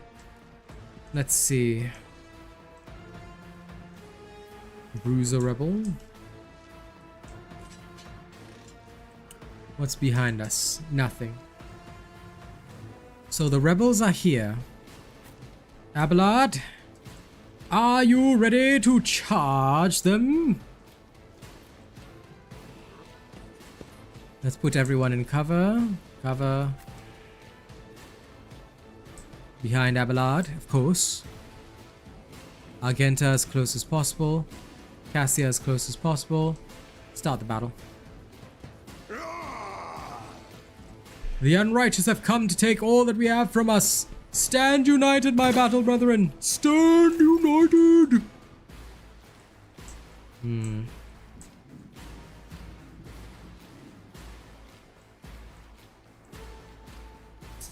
Let's see. From cover here. Who do I have the best chance of hitting? With some nice burst fire.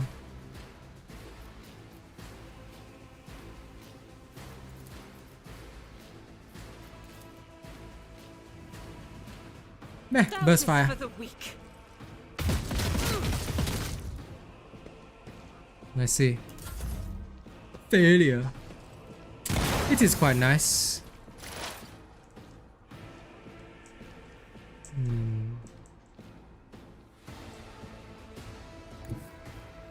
They who discern the future on the battlefield.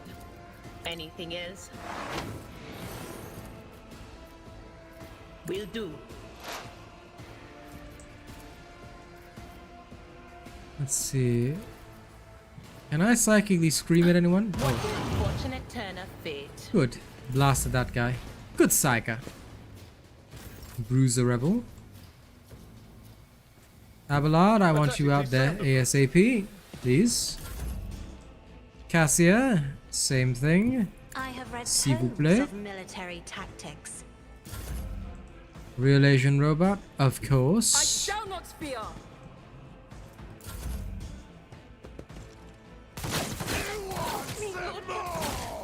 You dare strike my Cassia?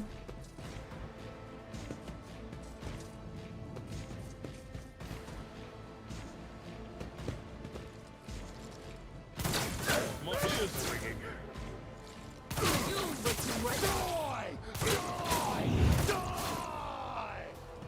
Good job then. Good job shooting all of them. Curse you, you miscreant.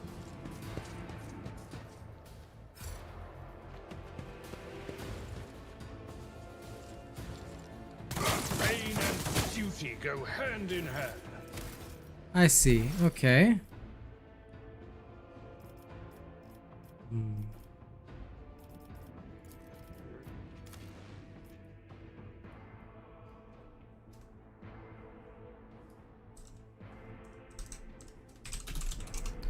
I'll have a battle save.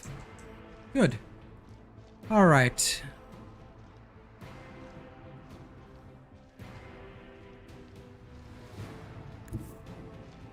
God Emperor, move through me. Be the fire in my heart. Nah, he wasn't shot in the back by Argenta. How could that be? He was just, I'll do it. Oh, nice. And then now... Faith without deeds is worthless. Run and gun. As the Emperor commands, I act. Doubt is for the weak. Okay, good. Now, Bruiser Boy. First, put Idira behind cover. Cover me. And then... Grant Anything forewarning to Abelard.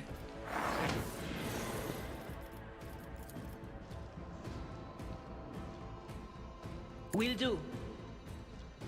Be gone. Good.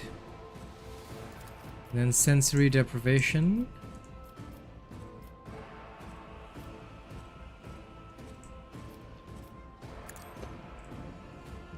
To the rebel gunners.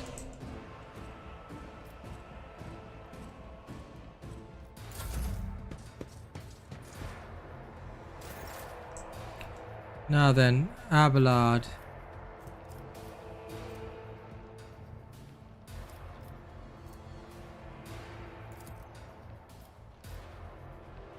Charge this guy.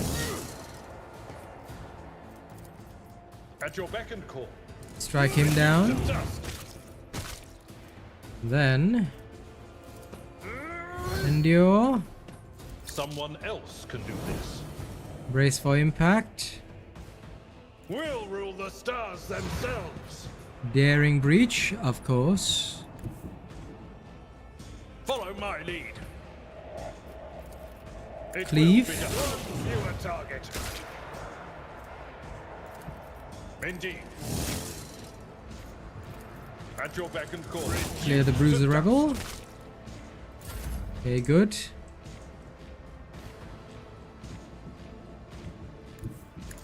Cassia behind cover immediately.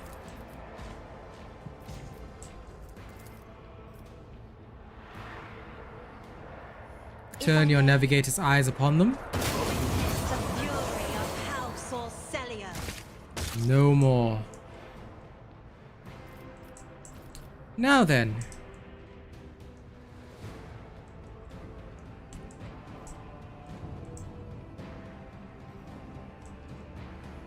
I believe that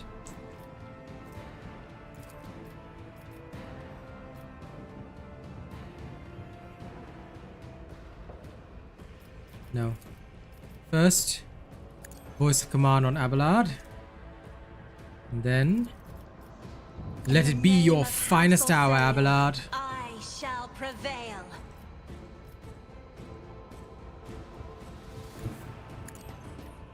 Walk over there. Make him your sworn enemy. It will be done. Good boy. At your beck and call. And then endure.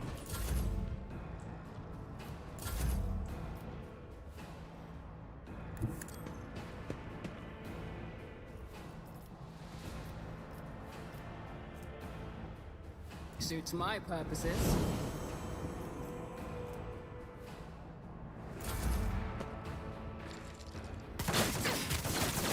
Enjoy your luck, accursed bastards. Wow. In our ranks. How could they? I mean, I don't care. I'm gonna heal my character after, but that was interesting. Okay, so running around with no cover, very bad.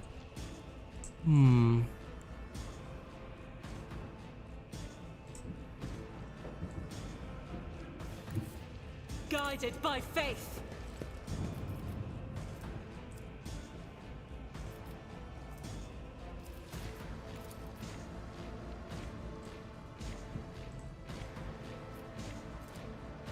Well, there's no one in the way, so even if I were to burst fire, there'd only be me, my character in the way, but I'm downed already, right? Nice. Perfect. That's what I like.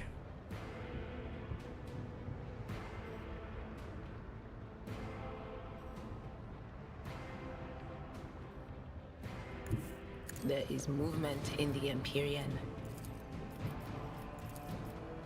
I'm not so sure.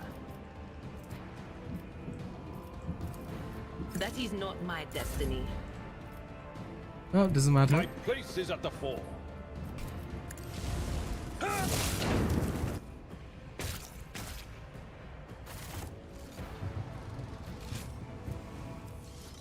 Well, I definitely find it interesting.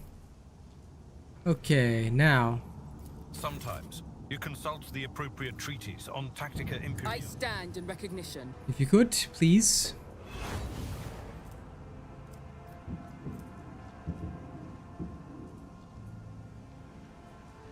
Wait, what? Huh?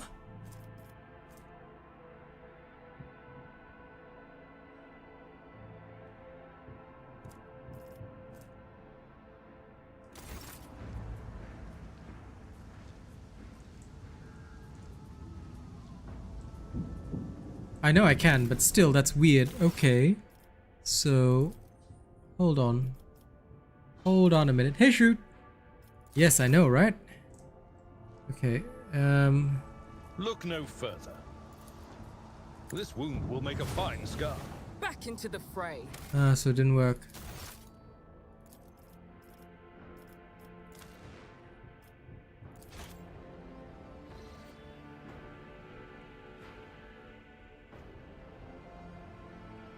Oh, they're called traumas. What are we doing for the 2-year anniversary? I don't know, bro.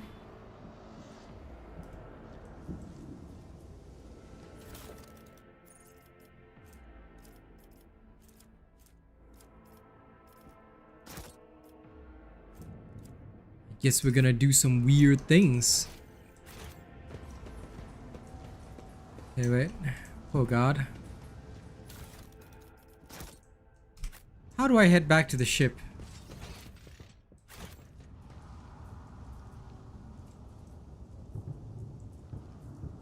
If I want to heal a trauma, how do I head back to the ship?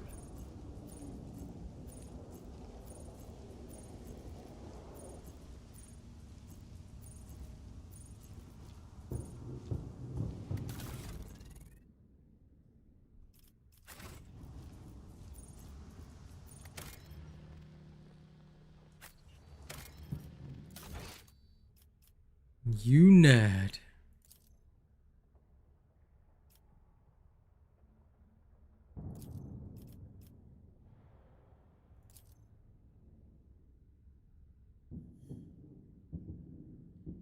Fair enough. Well, I don't want to go through all that dialogue again. But how dare I be injured?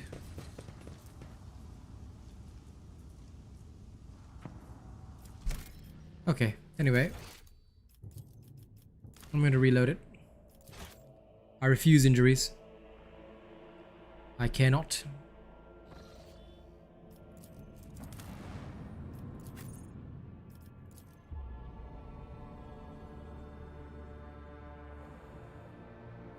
I know I've only got 5 minutes left, but I will spend my time.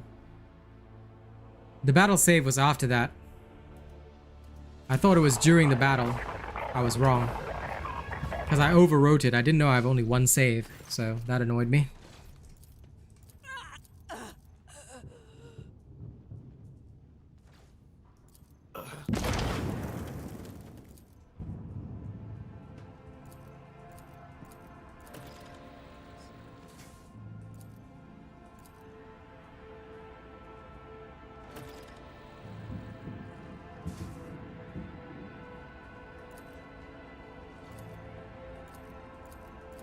Sorry, just quickly going through the dialogue.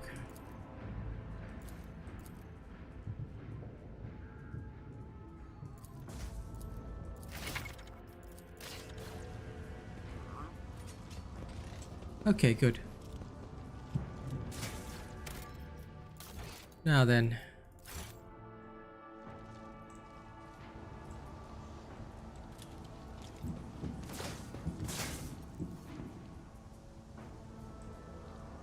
It's about time. I won't heed your cries of mercy. I will take you Now down. this makes a lot more sense. Okay. Let's see. First, Idira. Here. Cassia there, because I want those rebel gunners taken out immediately. Argenta. You there. RealAsianRobot.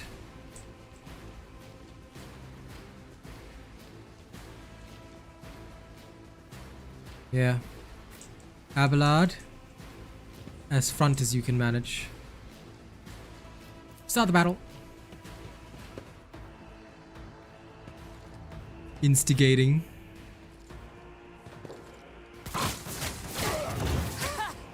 I'll live another day. How dare they? Okay. I I will bathe this battlefield in righteous fury.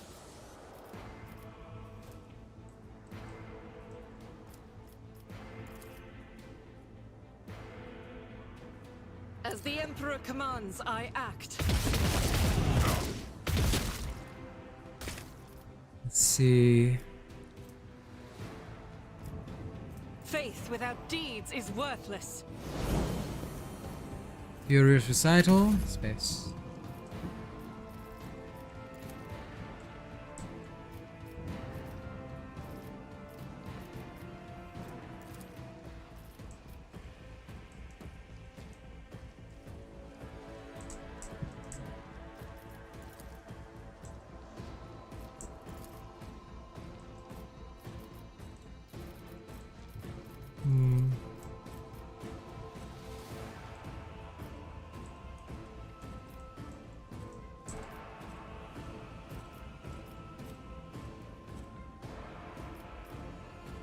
I can turn my gaze on this gunner in the back. For the serfs?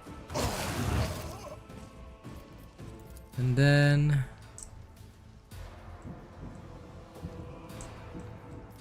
its voice of command, Argenta. If you insist, Lord Captain. And give her bring it I'm down. a navigator, not a servitor.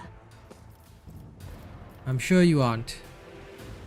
Now you know what I want. I'll do it. Darn. Terrible failure.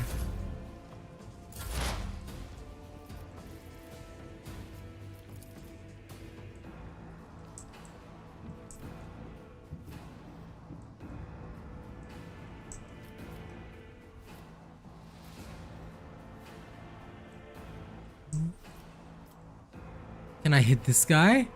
Oh my god, I can. Okay. Not Give him this that. Scryer's job. I'm not so sure. No line of sight to the target. Darn.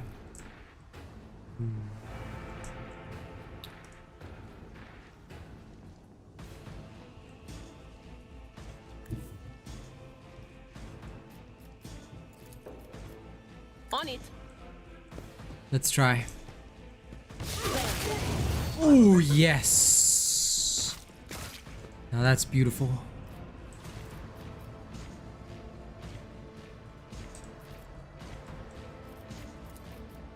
No can do. But of course. Give myself forewarning. Then,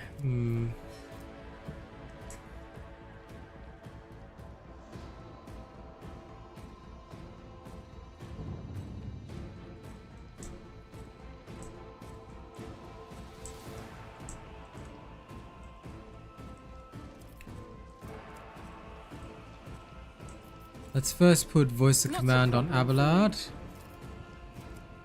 And then bring it down on... Pass. Oh, Idira's too far. Already done. Okay. Argenta.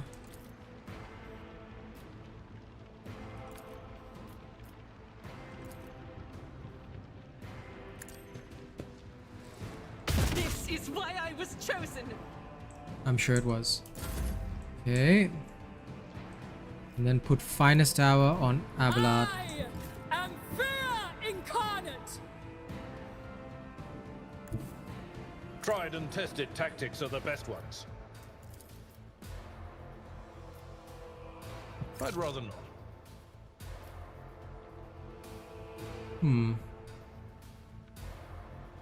I will do my duty. One to a target. At your beck and call. That's not the Seneschal's job. Okay, and then after that, brace for impact. It was your finest hour, Abelard. Oh, and you can It also will be designate done. this guy as your sworn enemy. Good job. Nothing I can't do.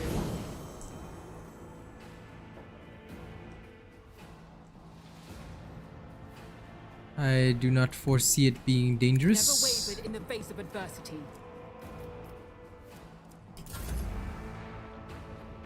Now on Abelard's actual turn.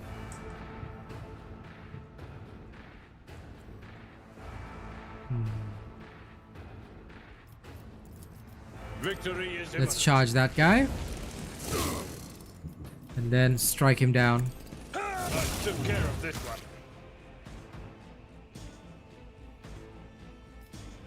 That does make a lot of sense. And now Someone else can do this. I'll endure again.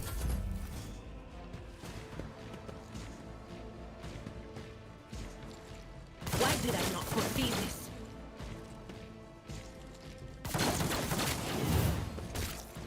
Lol, did he kill his own teammate? What a nerd.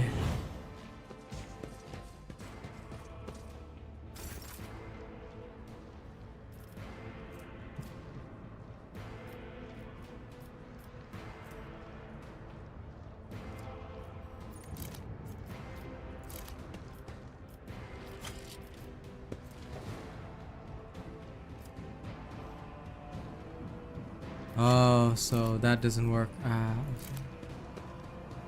Swap to your bolt gun.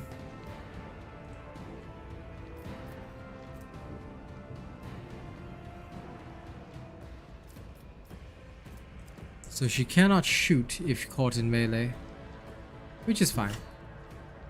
Rejoice in battle! Pain cleanses the body.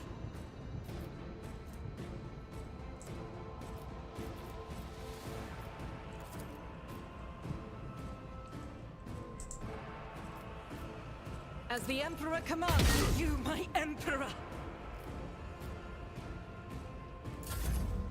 Good enough.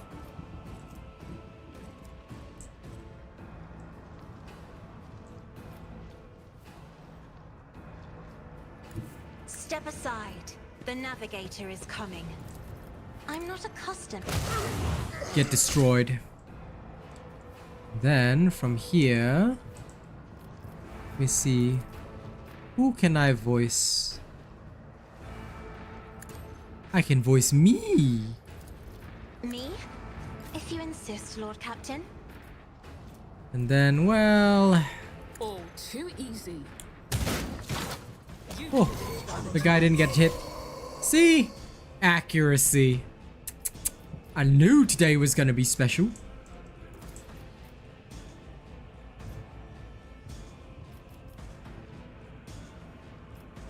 Suits my purposes. I'll voice Idira. Okay, good enough. The only one left is that guy, so Will do. sensory deprivation.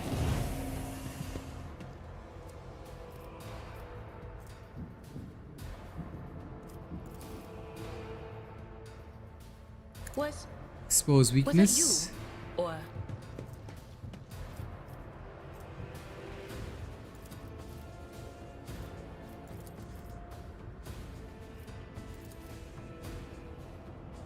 on it. Give him a bit of a lightning bolt.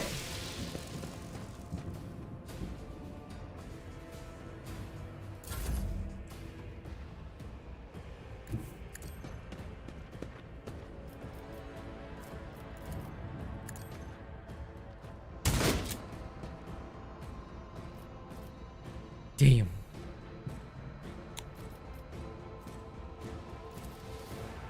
Can I give Idira 2 points? Would bring it down. Oh my god, yes I can.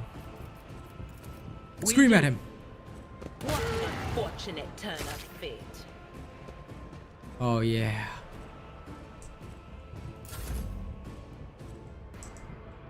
Wait, who's left? Oh, just the rebel gunner. Bugger. I didn't see him.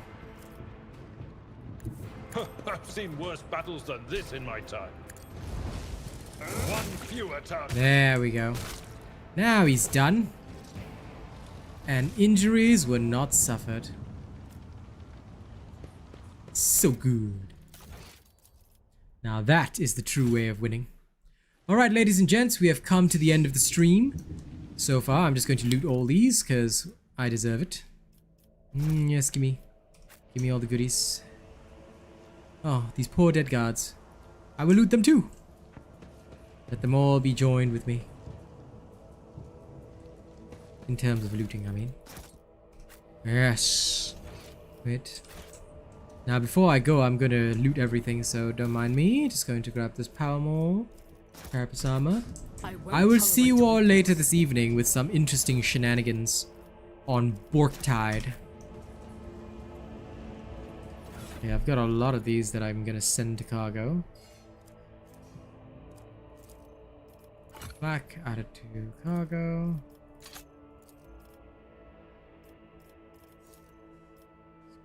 These.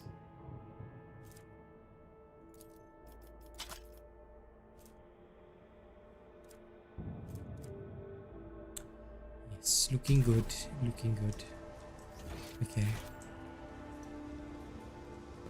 Before I leave, I'm gonna loot.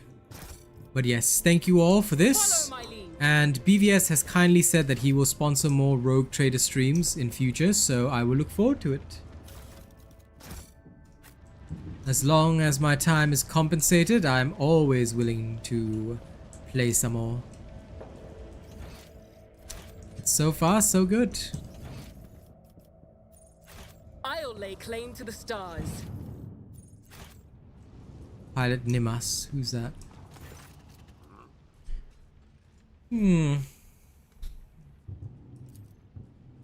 That was some flight, your ladyship. If we'd been a little less lucky, we'd be checking at the port and sky right now. What was the weapon they fired at us? Can't say I know. Shots they fired certainly fly quick. Never seen guns like that before. Your name, pilot? Senior flyer, senior pilot Nimas. I see. Okay. Anything else from Sergeant Malgar before I go? Alright, nothing else. Alright, ladies and gents, that brings us to the end of this. Like I said, I shall look forward to the next one. Thank you all very much. I hope you will all continue to enjoy my work. And I shall go stab some more enemies soon. But for now, I'm going to go eat lunch. See you later tonight on Darktide. Y'all have a good time. Get you then, okay? Don't do anything I wouldn't do. Or do. Either way. Up to you. Get you later.